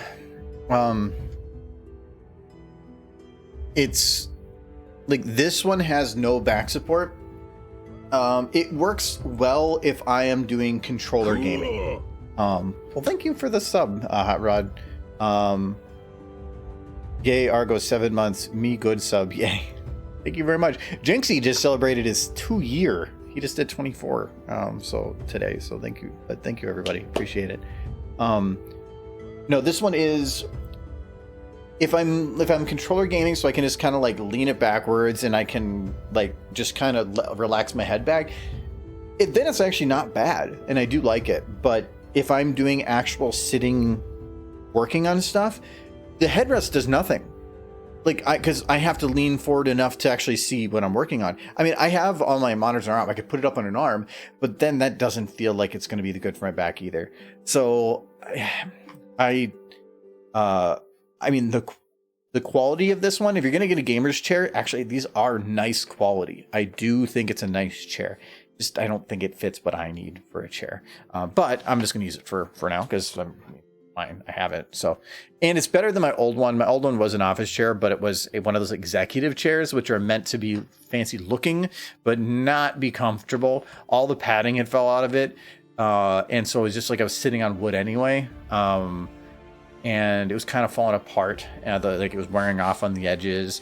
This one, the padding is very stiff, but then it also feels like I have a lot of, I'm not going to wear it out as fast. Anyway. For the bits as well. Here's some more bits and derpies too. Bad Michael isn't here. Yeah, he's actually probably with family right now. He went to Kentucky for work, and it just happens to be that he also has family in Kentucky, so he's visiting them for the couple days before he heads home. So he's heading home on Sunday instead of heading home like tonight. Take advantage of a free trip to see family. All right, back to this. We're almost done, actually. How does this look from like in context? Oh, I gotta actually have her turned on. Stupid ponies ringing doorbells when I'm watching TV. Okay. Stupid ponies ringing doorbells when I'm watching TV. Watching TV. Here, I think she could open it up a little bit more. Other than that, I think the rest is fine.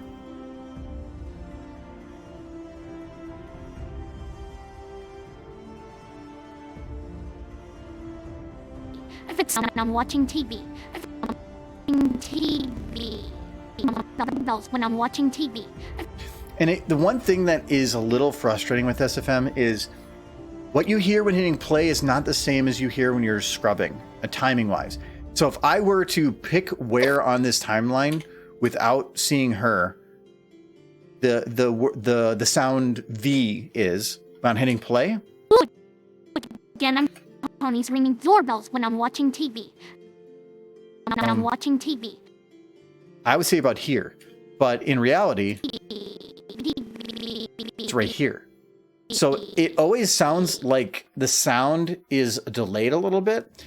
And so whenever I'm doing lip syncing, I have to do it based on the scrub, not based on what I see when it's hit play. So I'll hit play to see what it looks like, but then I'll have to scrub through, find that area I wanted to change and change it there. Otherwise, I'm going to be basically changing the lip syncing on like 2 different fronts, and it just never looks right in the end. That's also why I put all the audio in at the end after SFM, because otherwise I can't judge the timing on everything here. It just doesn't work that way. I can render it out where I think the audio is going to be, and then it's not where it's supposed to be. So frustrating. Some of that could actually be because the more stuff you put in a scene might cause the rendering engine might be delayed on something, and it's just the timing doesn't work the same. So there might be a reason for it, like that I didn't have that problem as much earlier on as I do now. So, what's the name of the vid going to be?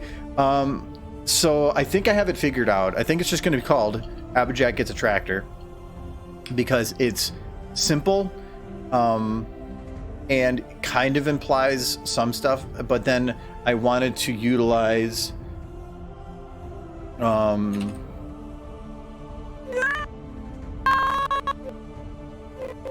basically something that looks like this for a thumbnail. It's probably not going to have Apple Bloom there, but it's going to be something like this, where I want to have it where it's obvious that there's a tractor there and her freaking out, so in the air, because that shows that she gets one. That's what the title says. But now it's going to create questions of what is she doing with that tractor. So I think that'd be clickbaity enough without giving too much spoiler. So I don't want to have it says like Applejack deja vu meme, because then that's too much info. What is the complex of this outcome? What? Oh. Kentucky is calling him home to the land of fried chicken. Well, that's the outside Kentucky meme. There's plenty of other ones that work better for like that are actually there. Kentucky fried. Anybody who's not from Kentucky would make the joke in Kentucky Fried Chicken. Make fun of 3 ways. It's a specific type of food out there. Then you really get them talking. Applejack eliminates Ponyville's youngest generation. Well, then again, that would be a spoiler. I mean, actually, having a bunch of like the kids running into something that had like a bunch of blades spinning, that would be super clickbaity. But then I'm ruining the original reason for the video. The problem I always run into is clickbait is important, or not important. It's needed. I don't want it, but it's a needed thing on YouTube. And so it comes down to I need to figure out what's clickbaity without providing too much information. I don't want to spoil the video. I could put remembrance where the picture is the statues exploding or something. I could have made it more clickbaity, but I chose to keep it simple because I wanted to imply somber mood at the beginning so that you didn't think what was going to come later. And now I probably could, because I think at this point everybody kind of knows what's in it anyway. But at least early on, I wanted people when watching it to think, what? And not know what was going on. And so, where you almost have to watch it that second time to actually get the understanding. The interesting thing with Remembrance too was that it was big when it first came out. And then it like died like for months. It ended up being in the top 10 for the year, but then it really never went anywhere. I think it was number 2 for the year, actually. No, it was number 3. Anthology was ahead of it, and I think Lullaby for a Princess came out that year as well. And those are definitely 2 that not going to beat. So I'm happy with the number. But it ended up having a lull, but then it like exploded a year or so afterwards, and that's where it actually got popular. Want your cornbread? Cornbread is great. Cornbread is amazing with some freaking beans and like dip in the cornbread. Oh, cornbread is amazing. Cartoon Horse program. No, it was the number one. I'm pretty sure Lullaby for a Princess came out in 2015, and so did Anthology 5. Yeah, and a lot at that time the top 10s for the year, I think that was on voting, and it took a few hundred votes to get up there, but anthologists alone took up like 35 votes just to vote for their own thing. So they were always in the top group because they could easily make up a fifth or a tenth of the votes. Beans. This song, if I've ever heard this outside of your streams, it make me think of these streams. Probably not, because I don't think you'll ever hear these outside of there, unless it's, again, this is a pack of songs that I got on Humble Bundle. Other people have the same thing, and I use it because I have the rights to it, so Twitch can't get me on anything. So I'm gonna actually, so this is the reason that I set up these bookmarks, because for right now I'm doing the lip syncing work, and so I want to now have it lip syncing crossing into another scene, but I don't want to have, like, how do I do that? Well, I can just shift it like this, and now I know when I'm done, I know exactly where to put it back to. So that's one of the reasons I keep those bookmarks there. Plus, I've accidentally shifted things before, and I'm like, what? And then I know to look into it. Go.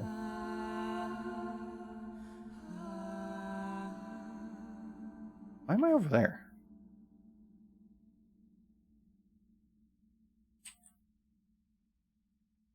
Well, the Bird Princess Bird Princess was amazing. Yes, it was. And there was no way. Like, that's why when I looked at the year for content, getting number 3 for the whole year with that, to me was number 1. Because there was no way anything was going to beat Anthology, or especially Anthology 5, because that was probably, to me, it's the first one I helped work on, so I guess that's nostalgic to me. But it was just, that was a huge video for the year, and nothing was going to beat Lullaby. So to me, I did pretty good. And actually, 2015 had some of the, if not the best content of the fandom. Like, that one year was absolutely amazing on the amount of content that it had. So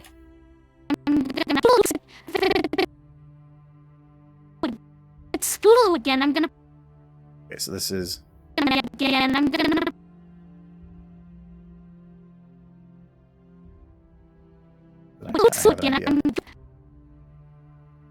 Breach. No, 2015 to me was the best year of the fandom. Like, the conventions that you were fantastic. The content that came out was fantastic. That was in Bronycon. I think had 10,000 people without being its last year. Last year had pretty close, if not that many. It was just a fantastic year for the fandom. It was probably the peak of everything. Yes, it was. It was a great year. Was that when Pokemon came out? When did Pokemon Go come out?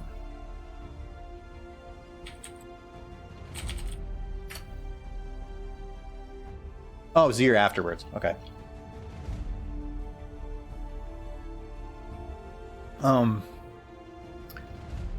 Bronycon happened the same weekend that Pokemon Go came out. That was nuts. That was an interesting crossover. That was a good year too, just because Pokemon was just so crazy. TV.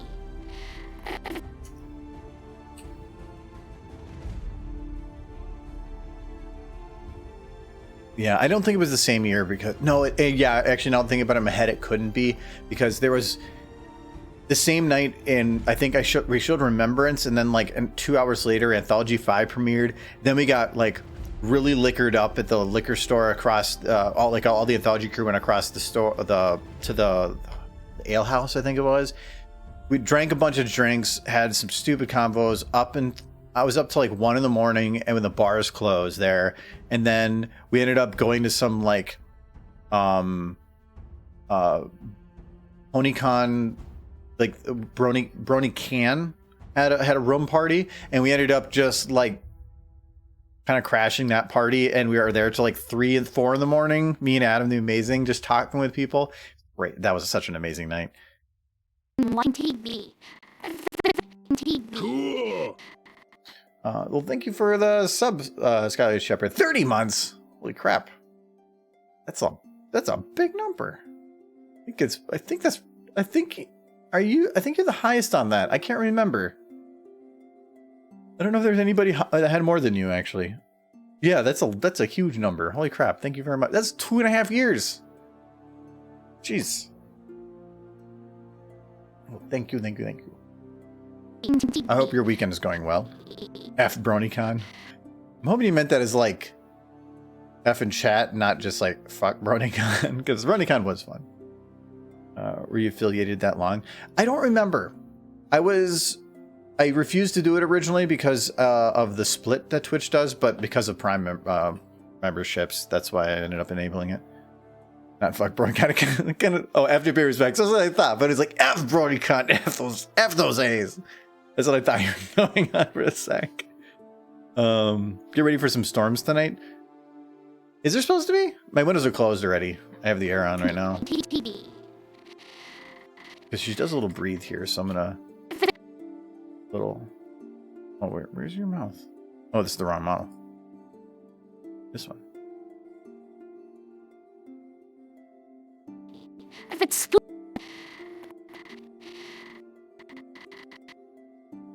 But I want to have the teeth go away. And pull that back a little bit. if it's Fine. Raining early this morning and maybe all day. Oh, yeah, I know. It's been cloudy all day. I went out this afternoon right before I started the stream at noon for Halo. I ran and got coffee quick, and it was nice out at that time. It was very cloudy, but that's about it. There's probably going to be another Bronycon once Gen 5 comes out. No. Actually, I hope Bronycon's dead. Not that I don't miss Bronycon. Bronycon is great, but you can't end something and then bring it back. Once it's gone, it's gone. If somebody uses the name, I don't like that idea, but if it's not the same thing, then kind of. But if something goes away and it tries to come back, it's going to be people going to it, wanting it to be nostalgic. It's not going to be the same, and then they're just going to be angry about it. Sometimes new things are okay. So I think, and actually, if anything, the cons that exist right now that still are a thing, for the community the size it is, even if it grew some more from Gen 5, I don't see it growing that much more. But even if it does grow some more, they're there and they're established. Then they'll do fine. I think that they're already spread around the year quite a bit. So every few months, there's always one going on.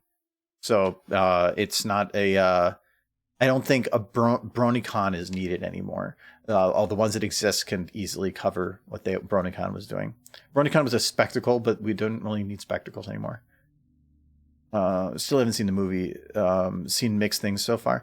No, I've only heard, actually, almost all of what I've heard has been positive. It's been nitpicking that's been negative, but it's usually because people looking for a deep story when it's a kid's show. But the comedy is great, so. if it's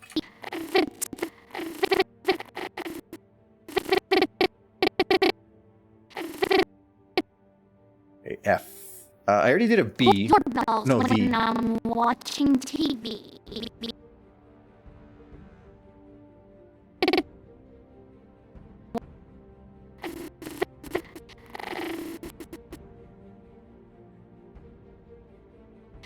If it's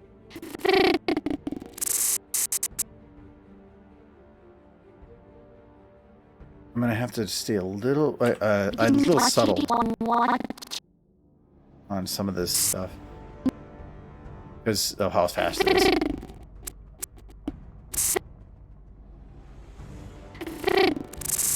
TV. If it's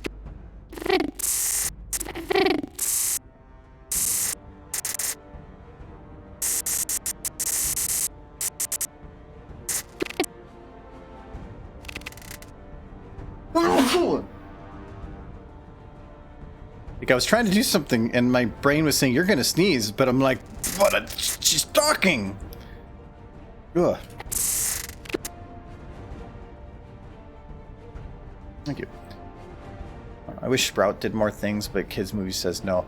I think Sprout had some of the funniest faces in the show and was he was a fun character. He was a hateable character, but that's what bad guys are supposed to be. He had some of the best moments in there too. I still personally think the best character was Sunny, just because there was something about just her disposition and the bubbly attitude. Not the Izzy bubbly, but just the portrayal of the character felt very real and positive, and it was a character that can be that I think the world needs more of. Somebody that's just positive. And Izzy to me was ignorantly positive a little bit. Well, Sunny was real positive.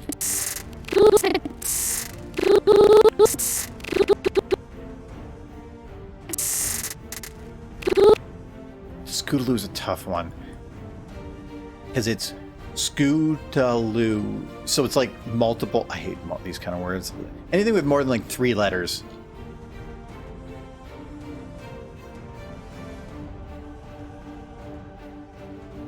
Buzz, buzz.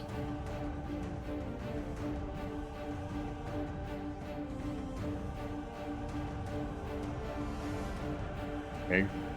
Pick up my water bill. Okay.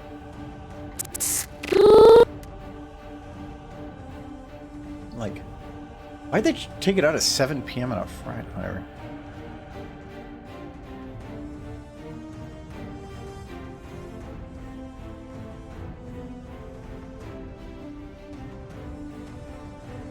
Oops, out. Oh no, it's mouth. A little bit more teeth and a little bit more clothes. That'll work. Is that the G5 MLP movie that you were talking about? Yes. The new 3D one. No, it's actually like some of the songs I put on repeat because they're just catchy. Like Sunny's one at the very beginning is fantastic. I love that song. That's why I was posting a bunch of stuff about like things I was noticing because I just had it on repeat. There is an actual audio version of it, but they add some like weird phone thing in the middle that kind of doesn't work to me for listening to it. And the bass track is a lot heavier on the movie version, and that's fun. Plus, hearing Sprout just scream every now and then is also quite entertaining.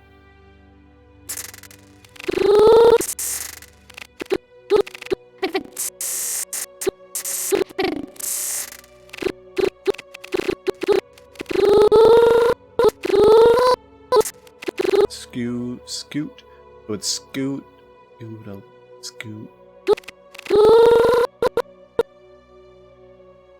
It's kind of like this, but not so much, I guess.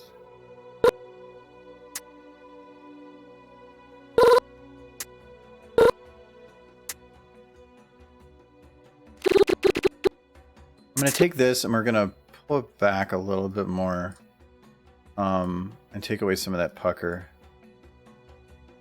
Let's see. Down those lips. That should be.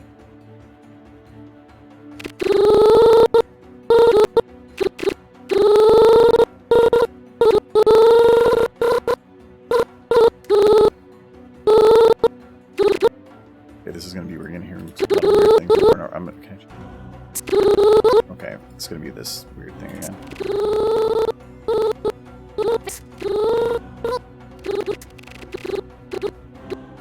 I think I'm going to need to push that up.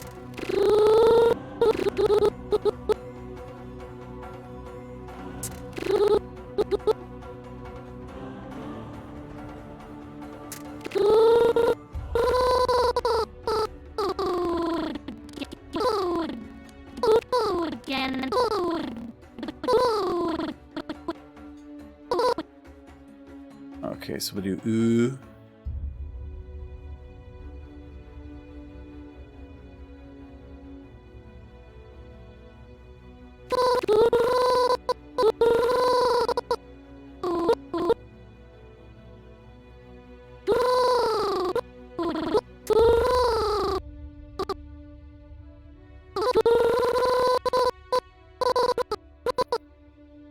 I'm trying to think of the different sounds that would need to go through to get to this.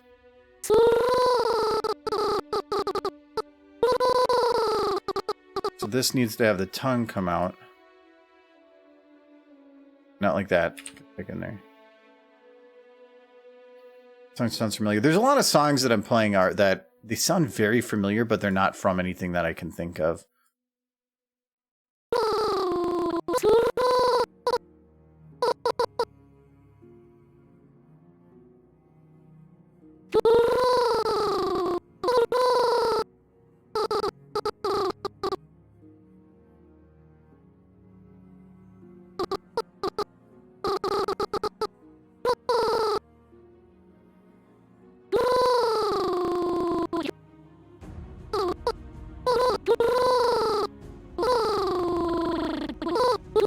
Again. If it's Spoodle watching TV. If it's Spoodle again. Sounds like she's like gargling water. All the joys of lip sync. I think that. How about here? I'm just gonna take this. We're gonna take this to here. Back a little bit. Spoodle again.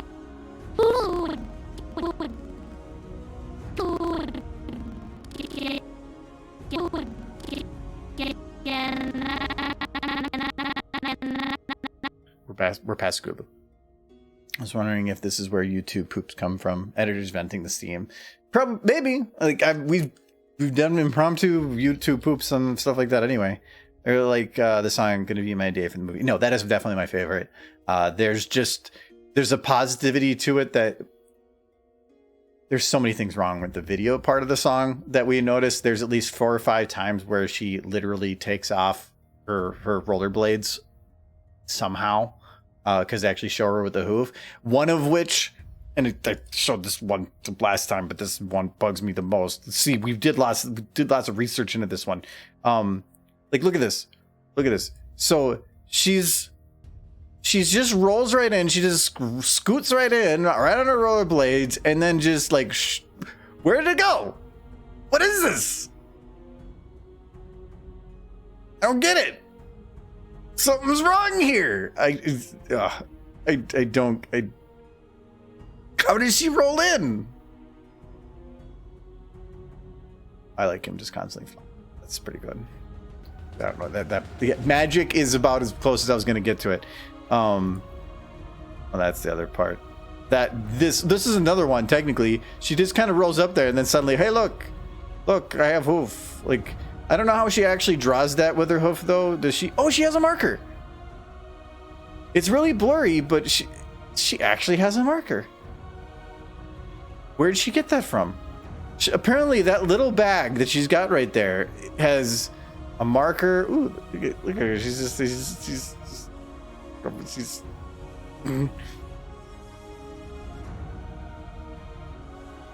she very much enjoys drawing circles. Gotta watch it at 2.25 speed, kind of. No, I made a emote on the server that is her just drawing the heart and then going away because it works. Like if you want to like something, it's a big heart, but you have a pony drawing it. So, I was made a bunch of like animated emotes. What was this one for? Oh yeah, for the glasses thing. But and then her doing whatever. Hello. Okay.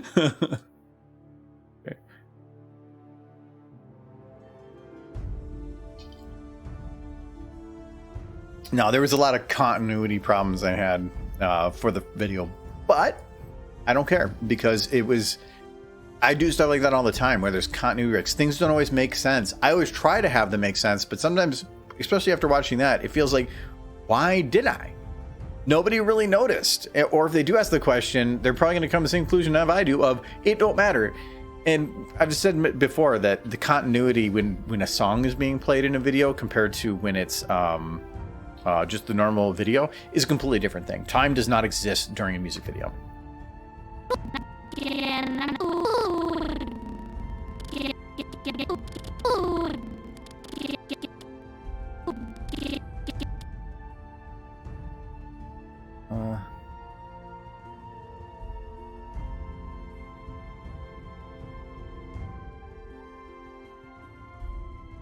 A little bit of lip down.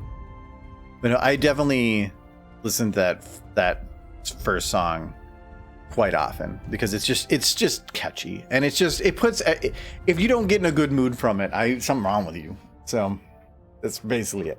Maybe the way she takes off her rollerblades is the same as how she grabs things with a single hoof. Oh yeah, I mean the rollerblade, like just touching the back of the cart thing. There was a lot of continuity. The other one, I'm not gonna pull it up here, but she basically runs the same street over 3 times, and the whole city, everything in that song is one city block, and then around the corner, and that's where it is. And everything in that music video happens on that one street. Everything. It's just about changing the angles and making it look like they're moving around more, but it is literally one city block. Or maybe 2, but it's just all right in a row. It's, if you really start looking at the details, you'll see all of it all connects. Hello, Sunset. So Argo, what do you have planned for the next stream from Sunday? For Sunday, we have a game. We figured that out yesterday. We figured out what we're playing. I mean, I can make it a mystery so that you just have to try to like guess. You probably never guess it, but it's a game we have not played on stream before. We are kind of, we're wanting to do Spooktober. So I think for gaming streams, we're going to try to pick not always spooky games, but just like kind of spooky, I guess. This one's not going to be all that spooky. It's kind of like post spooky. They announced a musician for Cider Fest. Oh, they did that too. I know they were kind of behind this with it. They announced me.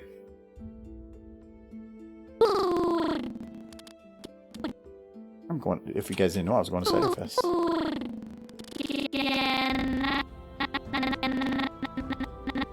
But I never really keep that a secret. I'm supposed to. Their whole thing is if once they are not like they get to the email back saying, "Hey, you've been accepted. Are you still confirming that you want to be a community guest?" And they say in there, "Do not tell anybody that you're a community guest until announced." I'm like, well, I'm going to say I'm going to go. So, but I'm super looking forward to some Cider Fest. That's going to be a great time. I'm just going to. If it's watching TV. Better eat. When I'm watching ponies ring. What else we get? Again. Down the lips a little bit. And this one's probably going to be a little less pucker too.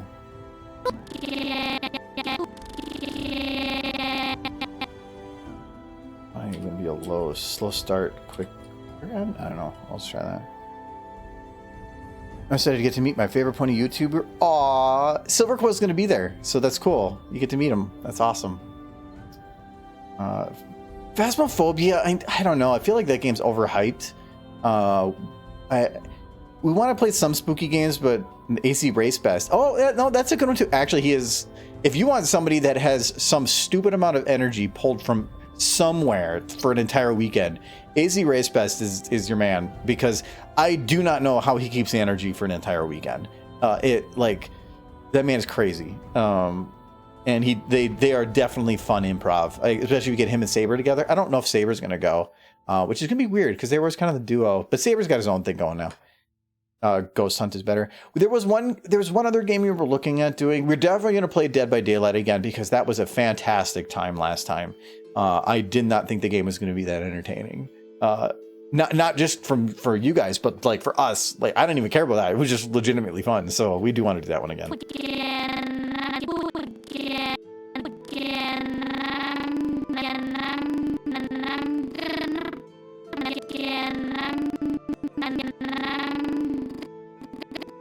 Okay, so this is If it's school again, ring doorbells when I'm watching.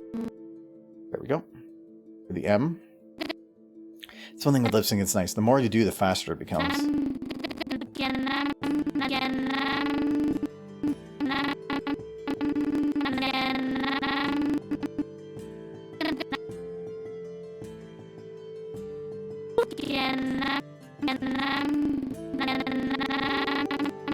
So there's going to be a little less pucker. you ever want Shout? Shout has this, it pulls the lips back a little bit, but also lifts the back a little bit, which means it gives you the because otherwise you can't get you get because of this, weird sounds, but it's having the lips forward, it makes it look like an well, you have to have it back in Y to get the So again, I can't get again with doing it again. It just doesn't sound the same or look the same. Phasmophobia, Ghost Hunter's Corp, and Devour. I think it was Devour was the one that we were looking at because it was like super cheap. I think it's like what, $4 or something. But we're trying not to just buy a new game every week because when you have 4 or 5 people that are potentially playing something, that adds up really quick. And so we're trying. We didn't mind for Dead by Daylight because that game was pretty cheap, and then is definitely one we're gonna play again. So.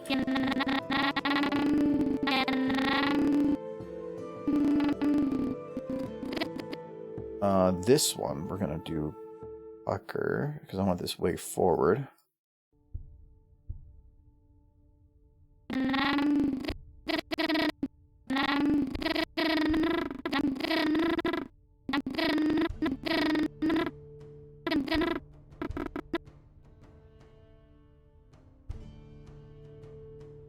don't have to worry too much in this because I don't think it's gonna be all that visible.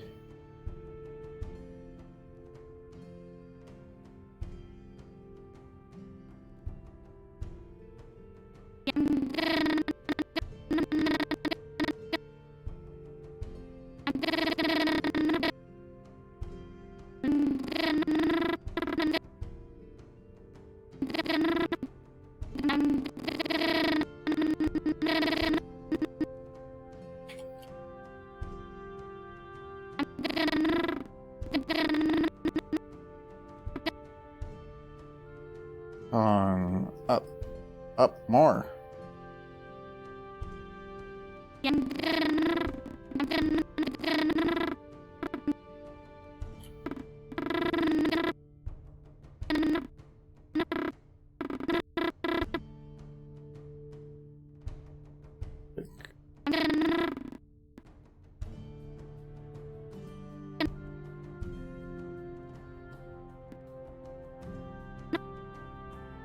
If it's Scootaloo again, I'm gonna... That should work fine. So let's try to grab this now. Grab this.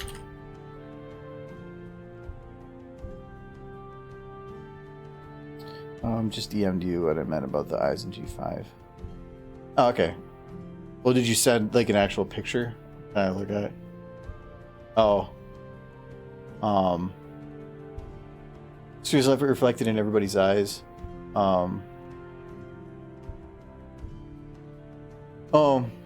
Well, yeah, because it's all going to be reflective, so that makes sense. What street? Oh, so that's probably just, it's probably not a real reflection. It's, what do they call that? Oh, because it's an, oh, I see what it is. So you're talking, what actual street did they use? Yeah, no, I see what you mean. It's like you can actually see, like, what do they grab it from Google Images? They probably just like pulled things that had high contrast. I mean, yeah, they are actually. It's like, that is buildings. It really doesn't matter. That's called people like looking into things too much. And why would bronies do that? And that doesn't make any sense. Like, they just enjoy things, don't they? Stupid ponies ringing doorbells when I'm watching TV. If it's Scootaloo again, I'm gonna... Okay, that actually works pretty good. Ponies ringing Okay. The other thing I'm going to do here is I'm going to unlock everything on Sweetie Belle. And so I'm going to copy paste her as she is right now. And I'm going to call this Static Walk. Mainly because I want to like manipulate and move around her model now. But say I do something that didn't really match what I was looking to do. I'm going to keep her moving at the same pace, but if I do something and I need to undo it, I could be at a point where I can't. And because her head is having a constant bob, I want to be able to have something that I can grab that part of it, move it in and replace it and have it be the normal movements. So I'm just prepping for things to not go right by just making a backup. I do that sometimes, like if I make a keyframe for a really, really difficult motion or something, I will keep the keyframe because it could be that I spend a bunch of time blending it in the future and then I do something wrong and I need to redo it. Well, I don't want to have it be where I don't have anything to go back to. So it's better just to have the extra model that's there before you start doing unrecoverable motions.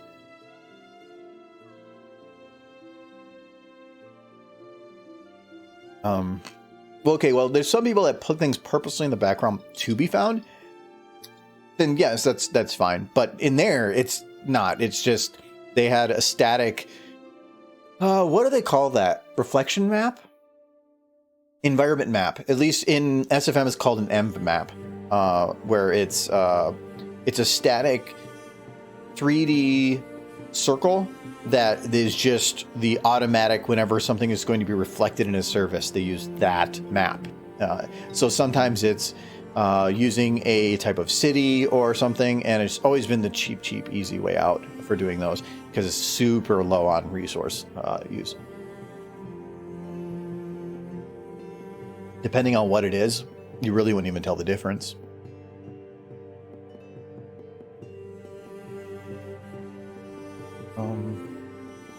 I just thought of something funny. Imagine Sweetie Belle using a shout.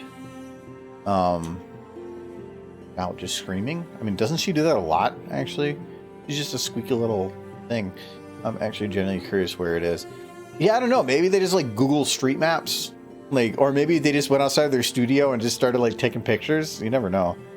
All right, see you later, Hot Rod. Have a good night in Argo Chat. You as well. Have a safe weekend. Stupid ponies okay. ringing. Stupid pony.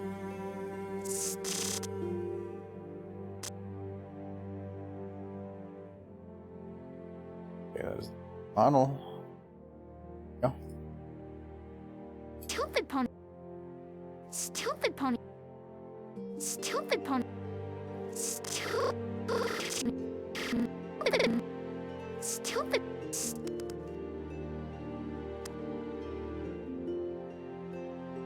Stupid pony. Stupid pony. Stupid. Okay.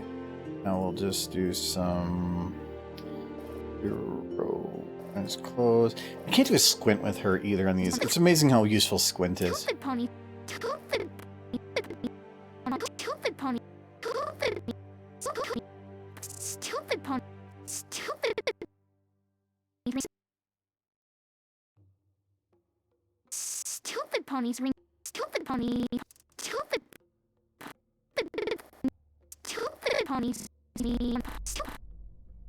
Stupid ponies ringing. Stupid ponies. Stupid ponies ringing. Stupid ponies ringing. Stupid pony. Stupid ponies ringing. Stupid ponies ringing. Stupid. Stupid ponies ringing. Stupid ponies ringing. Ponies.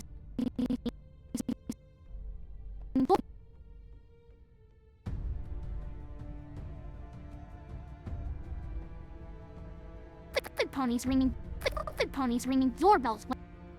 Ponies ringing doorbells. Ringing door. I'm watching. What? I'm watching here.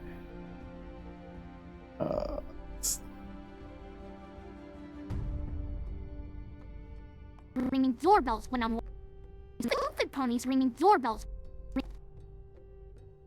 Yeah, scoot and grab some stuff. All right, see you later, Scoot. I was gonna see you later, Scoot. So it'll look like a Google Street View. Maybe. Hello, shooting star. High. That's an aggressive high. Stupid ponies ringing doorbells. Ringing doorbells when I'm watching TV. Watching TV. Ringing doorbells when I'm watching TV. He's ringing doorbells. Ringing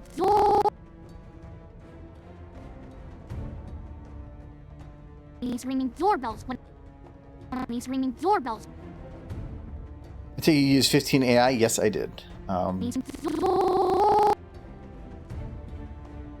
ringing doorbells. Ponies ringing doorbells. Ringing door.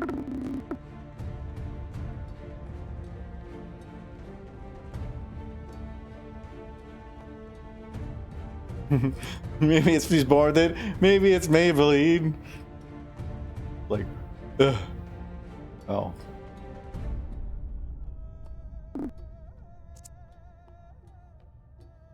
Stupid ponies ringing doorbells when I'm watching TV. If it's Scootaloo again, I'm gonna. TV. If it's Scootaloo again, I'm gonna. Stupid ponies ringing doorbells when I'm watching TV. Doorbells when I'm watching TV. Doorbells when I'm watching TV. When I'm watching TV. TV. TV. Doorbells when I'm watching TV. Doorbells when I'm.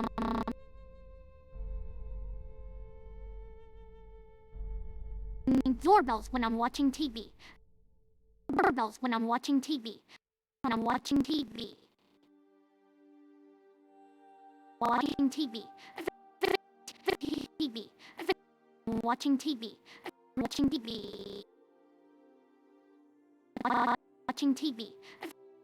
Doorbells when I'm watching TV. Watching TV. Doorbells when I'm watching TV.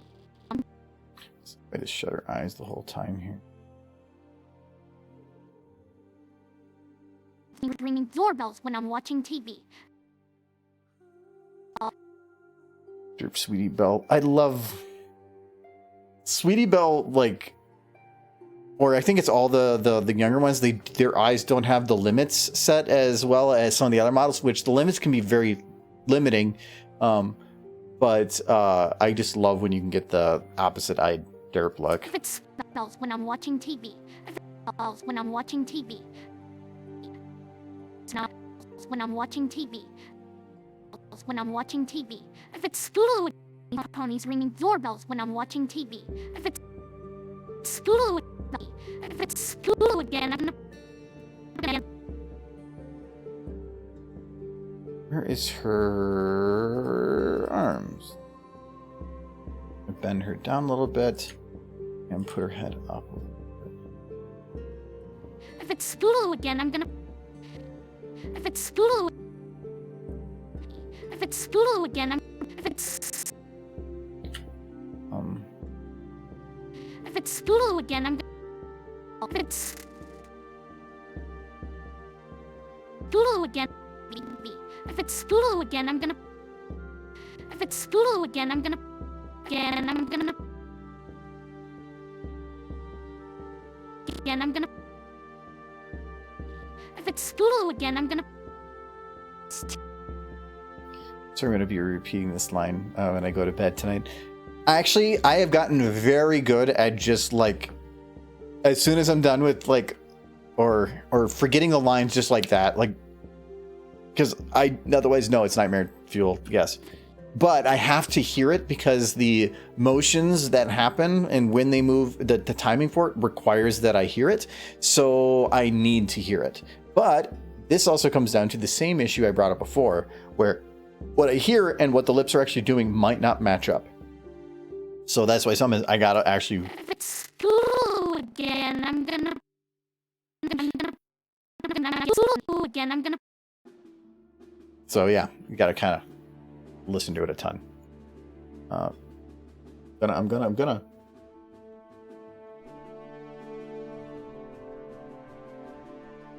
And I'm watching TV. If it's school again, I'm gonna. School again, I'm gonna. School again, I'm. School again, I'm gonna. I'm gonna. Again, I'm gonna. School again, I'm gonna. School again, I'm gonna. Don't like. Oh, actually, you know what? This is technically right here. School again, I'm gonna. If it's school again, I'm gonna. School again, I'm. So this actually does work, because I didn't want to originally having the eyes transition from an open to a closed state during the middle of a shot is dangerous and never ends up going well. So I didn't want to do that, but thankfully I forgot I hadn't moved the scene yet, so it was fine. If it's Scootaloo again, I'm gonna. Scootaloo again, I'm gonna. Scootaloo again, I'm gonna. If it's Scootaloo again, I'm gonna. Again, I'm gonna. If it's Scootaloo again, Doorbells when I'm TV. Okay, so I need to have her eyes move down a little bit with this one. When I'm watching TV. When I'm watching TV. If it's ringing doorbells when I'm watching doorbells when I'm watching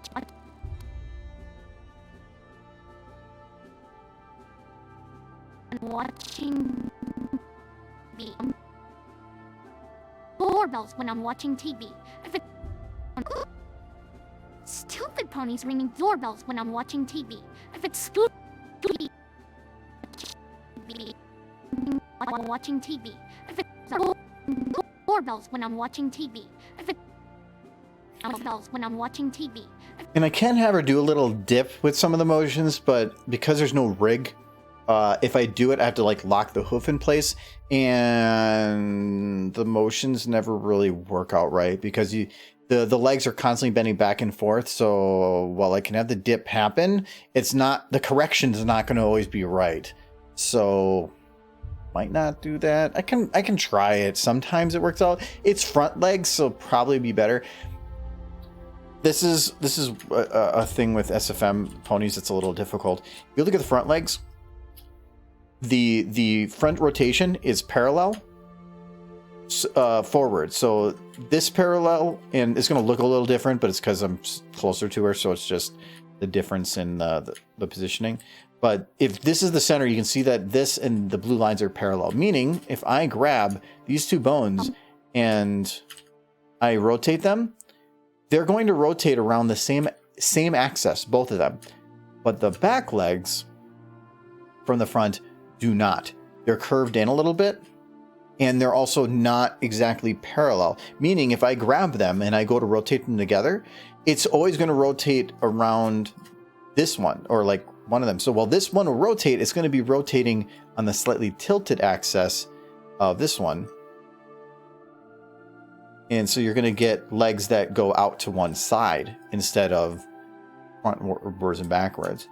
So that's why doing the dip in the front is easier, because I can grab them both and do an equivalent. But if I do the back legs, I have to do one leg at a time because it just doesn't match up. It's 15 AI, yeah. No, it's technically same voice actor. Hello, Paranoid. One day.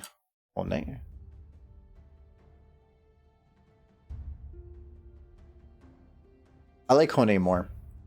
Oh, interesting thing. Oh no, there it is. So I actually found, like, because there's the thing right now with like hate raids and stuff, and there are some people that have followed on here that are from hate accounts, and I've just banned them so that it doesn't get triggered.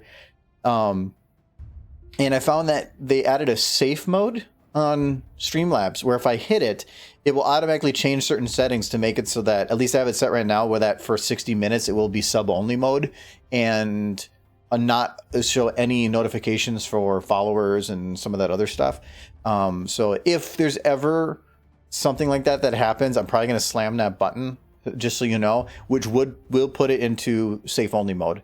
So, or sub-only mode, but hopefully that never happens, because there are assholes out there, and I'd rather not deal with them.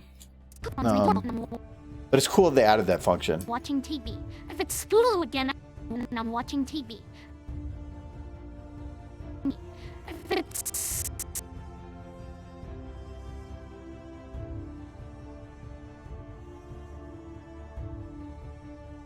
Okay, so this is going to be interesting. So I need to have her...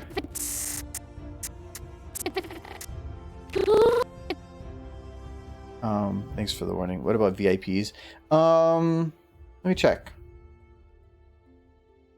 No, the setting doesn't have anything for VIP only. It does Oh, I didn't change the settings on here.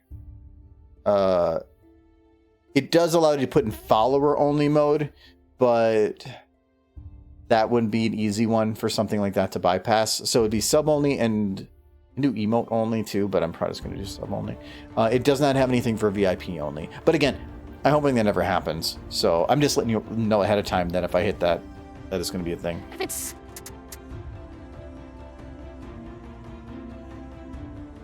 Oh, more water. if it's Scootaloo, Okay, so I need to have her eyes do a little bit of like a close like this, but I don't want to have her be like that drunk look. I'm going to take that out, and we're going to add in a little bit of like that, a little bit more rays.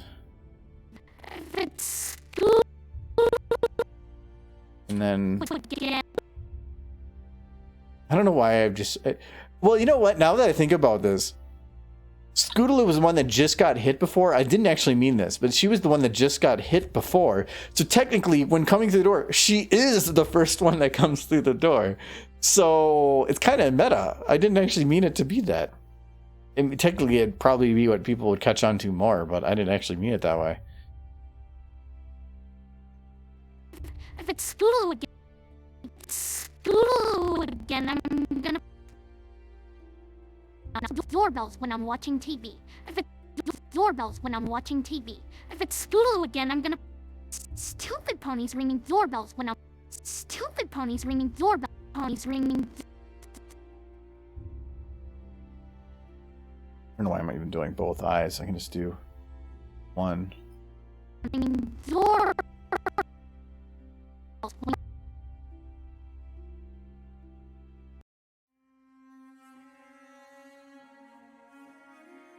Stupid ponies ringing doorbells when I'm watching TV. If it's stupid ponies ringing doorbells when I'm watching TV. If it's Scootaloo again, I'm gonna stupid ponies ringing. I love when people are like, it's from 15 Eyes. Like, no, it's from the show. Don't you remember when she was like talking Scootaloo trash? I think it's one thing I love about 15 AI, especially if you put enough audio in the background to kind of hide some certain fact. Because like the whole beginning part where Applejack totally says this in the show. Only cost Apple Bill's college savings. Wait, what? Like, I love that.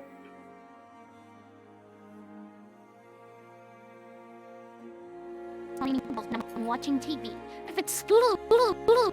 This is look at the lighting on. Stupid ponies ringing doorbells when I'm watching TV. If it's Scootaloo again, I'm gonna. So I do need to play with the eye light a little bit, because now that she's got some eye or head shake, the lighting isn't exactly matching up exactly. So it will take some manipulation. But that is, to me, changing from orange to green, because that's not part of this face. So Stupid ponies ringing doorbells when I'm. Stupid ponies ringing doorbells. you can just add some extra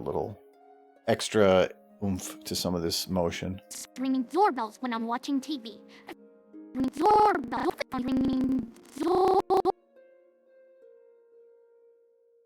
Ringing doorbells. Ringing doorbells. He's ringing doorbells when I'm watching. Sometimes adding just like literally head being like jammed into their thing, moving it around like that, can add a lot of looks to stuff. Don't like just do it when they're static, because that's kind of creepy. But when they're doing some head moving back and forth, it can really add a lot of extra detail. In here, Ringing doorbells. Doorbells when I'm. He's ringing doorbells when. I think that worked. Okay, I think I can mute her now, for now, anyway. You don't have to listen to it. So yeah, that does help there. But if you don't time it right, then it looks like you're like snapping their neck.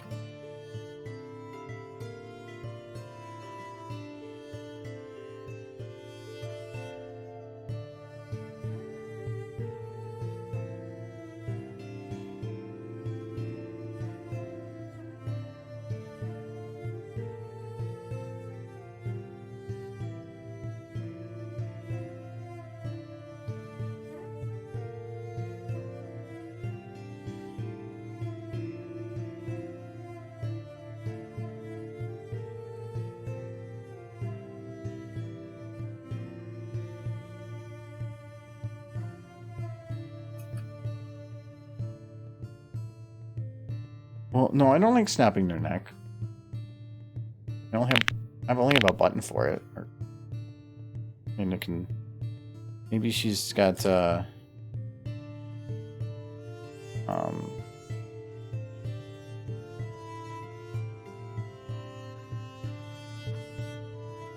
earphones. Oh, because I'm outside the shot. She's like got grandma arthritis type stuff. Is it there? Yeah.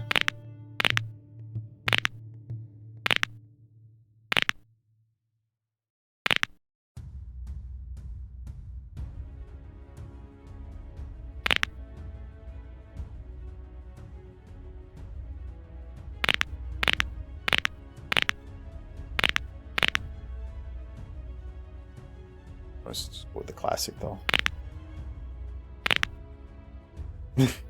She's fabulous.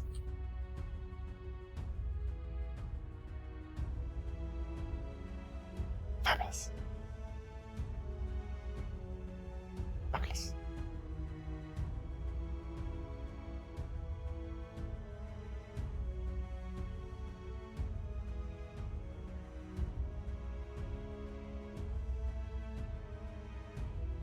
So oh yeah, I need to grab her lower face.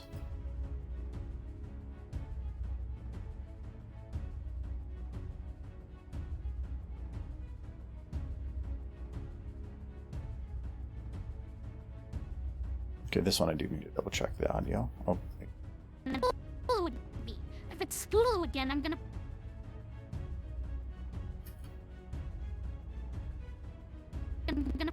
No, I kind of want to. You know, I actually am tempted to, just because of the made for kids thing. I kind of want to have her look out the door and just before you say it, just go, "What the fuck?" Like, because then I don't have to worry about it, because when they try to like say this was made for kids, all I have to reply is it contains the word fuck. I'm all good. I'm actually considering when they do the ratings, they can choose about swearing. And I'm thinking about just tagging it on the level 1 swear for everything. You lose some advertising, but I'm pretty sure that they will never mark something for children that is under that first mark on swearing. Well, I mean, there are children going into a grinder, so you would think that would be enough, but I don't know. YouTube's weird.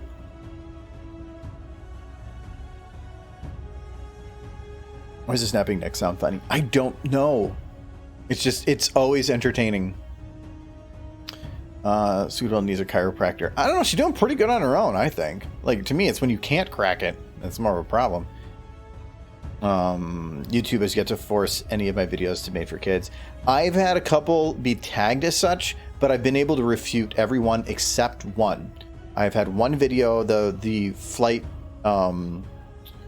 Actually, now think about it, I have a better way on that to fight that one, but the flight in 2 easy steps, that one got auto tagged, and my dispute was rejected, which is funny because now that I think about it, the song at the end is sang by a pedophile. So normally it was easy to dispute him now, but that one normally I would care, but if it's monetized. That one's not monetized because it contains a song that's copyrighted. I don't get any revenue from it. So all it does for when it's made for kids is it removes comments. Oh well. But the this one would be a revenue-based one, so I really want to make sure it never gets tagged as such. So I kind of might just have her say that. And technically, the rule for swearing on YouTube, at least in terms of how they do it, there's like 4 levels of swearing, with the last one, or the first one being no swearing, and the last one being like you're just swearing left and right. But there's a middle ground one that states there's swearing, but there's no heavy explicits in the first 30 seconds, but there can be after that. Technically, this is after 30 seconds.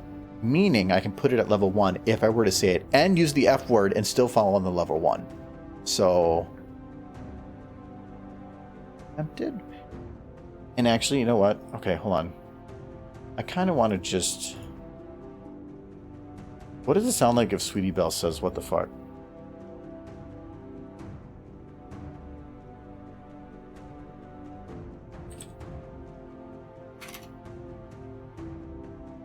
Hey, sweetie. Let us know how this goes. I mean, how is it that there's... Normally, I'd see 3,000 people in line and 2,000 in queue. This is... Some people are really slamming that button. What the fuck? What the fuck? No. What the fuck? That's actually... What the fuck? I'm gonna download that one.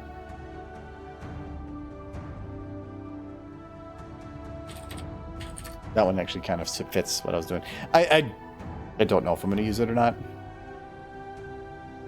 Or say what the blueberry. Rather question. Oh yeah, actually no, question mark. Good idea. Good idea. Let's try that. Well, because I didn't know if I wanted to make it a question. I was more of an exclamation. Why is flushed in there now? What the fuck? That one actually is pretty good. It doesn't fit what I'm looking to do though. What the fuck? No. What the fuck? What the fuck? No. I want more. I'll let it go. Like, she literally can't believe this shit. I know, yeah. Like, to the most. Yeah, so it's not just about being what's good, but it's fitting. It's like finding that one that just fits the situation. What the fuck? What the fuck? What the fuck? So a lot of these are... It's like she's exclaiming it. She's being loud about it. I'm looking for something a little bit more subtle. What the fuck? What the fuck? What the fuck? And I'm thinking we're going to do this because I might be able to cut it. Because then it wouldn't, because normally it's ending on a high note because it's a question. I'm thinking it might be able to come back down again. God damn, I hit the button again. No, I'm looking because every one of it goes high at the end, and I was looking for it to be more monotone through it. What the fuck was that? What the fuck was that? What the fuck was that? What the fuck was that? I think this like What the fuck? that kind of What works. the fuck That kind of works too. was that? What the fuck was that?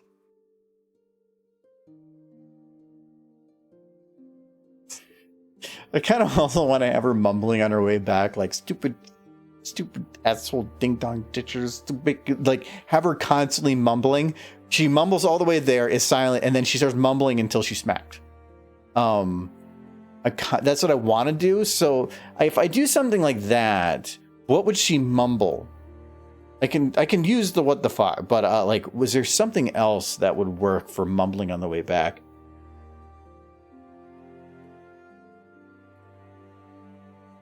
Do Rainbow Dash.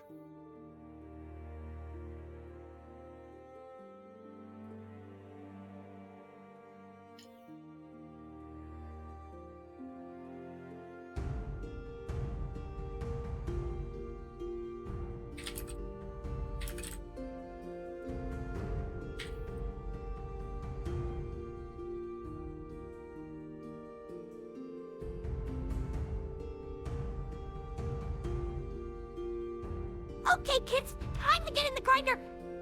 Okay, kids, time to get in the grinder. Okay, kids, time to get in the grinder.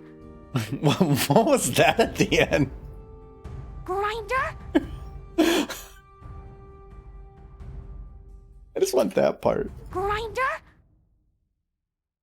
Grinder? Rainbow Dash, did you just download a new app on your phone? What is it? Grinder? Oh. I know. I don't know, actually. It is very split in the middle there. Oh boy.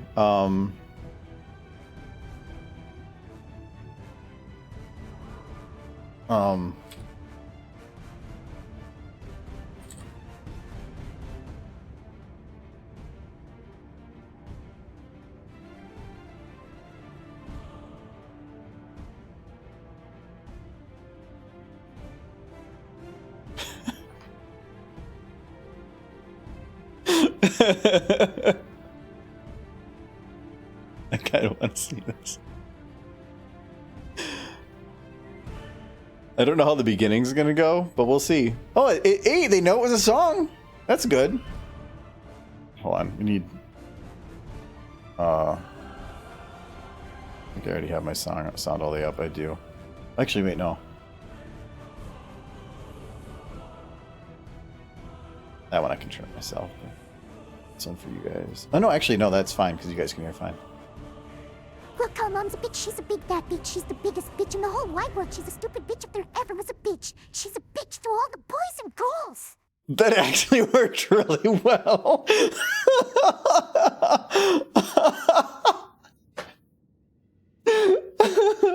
Oh, I am going to save that one. That's good.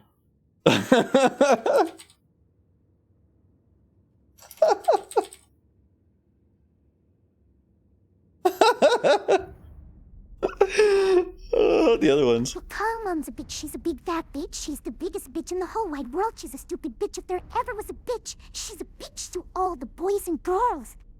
That's actually pretty good too.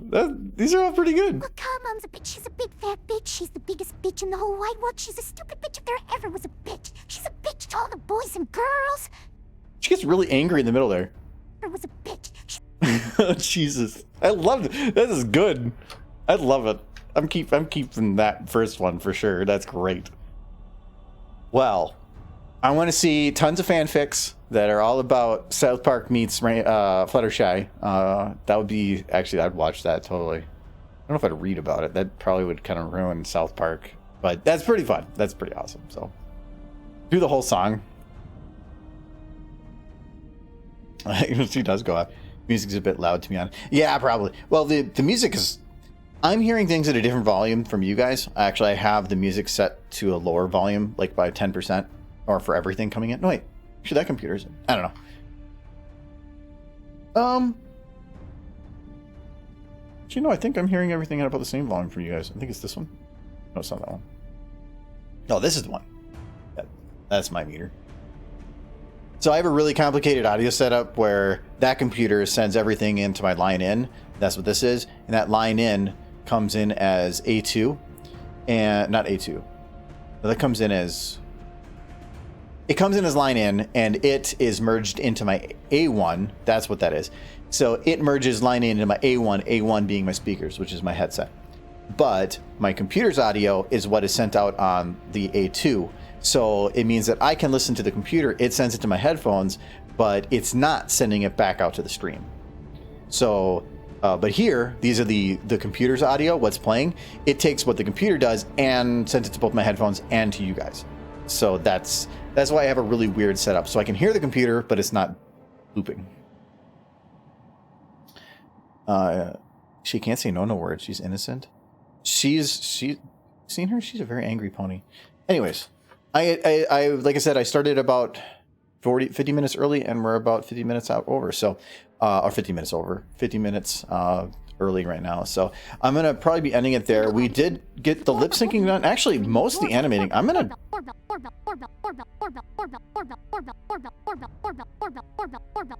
This is gonna be orange. So all we really have left to do is clean up these shots. Get her turned around, which will be a little bit of work, and add whatever talking I want for her. And then figure out some of the timing over here. That is about it. Then this is done. Actually done. I don't think... No, what will ever happen? Anyone to invade? Probably. I was considering whether or not, because I was going to be playing more Halo Infinite about streaming that, but I probably won't. I streamed 4 hours of it earlier, and it's the same map, which is the 3 game types, so I'm probably just going to do some solo stuff.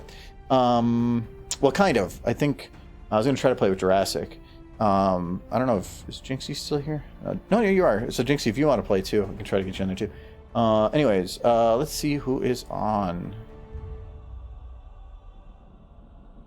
Silver Quill. That's about it. I don't know what they're doing. Fulfillment Friday, let's go fashionable. You want to raid Silver Quill? We can raid Silver Quill. The only one on right now. So what is he doing? Oh, with Dusty Cat. Yeah, let's go do that. Let's go pop over there. We can go say hi to. I see Flitters over there actually. Let's go raid Silverquill. Okay, so let me get back here.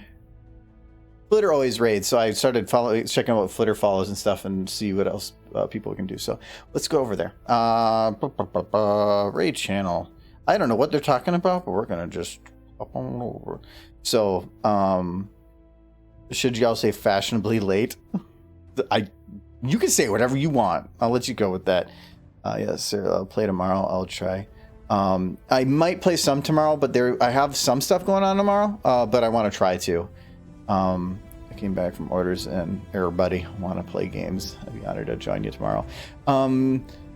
We'll see. I might. I'm not sure. I'm playing no raid channel. Shut up. All right, we're gonna go over there. Thank you guys for hanging out and doing all the stuff. Here's the kitty. We'll see you guys at least, probably tomorrow or Sunday. We'll be playing more games, stuff on Game Sunday. Stick around if you want the channel points. Otherwise, thank you guys. Thank you for the cheer to Hot Rod moderators. Oh yeah, you two are moderators. I forgot about that. So thank you, Elias and Surya for modding. Thank you for the new follows to Black Wyvern and Bad Nicks, and subs for Peak 4, Hot Rod, and Skylight. Thank you very much. I greatly appreciate it. Well, hi, Mike. Bye, Mike. See you guys later. Diddly diddly doo doo doo. Diddly diddly do da boo.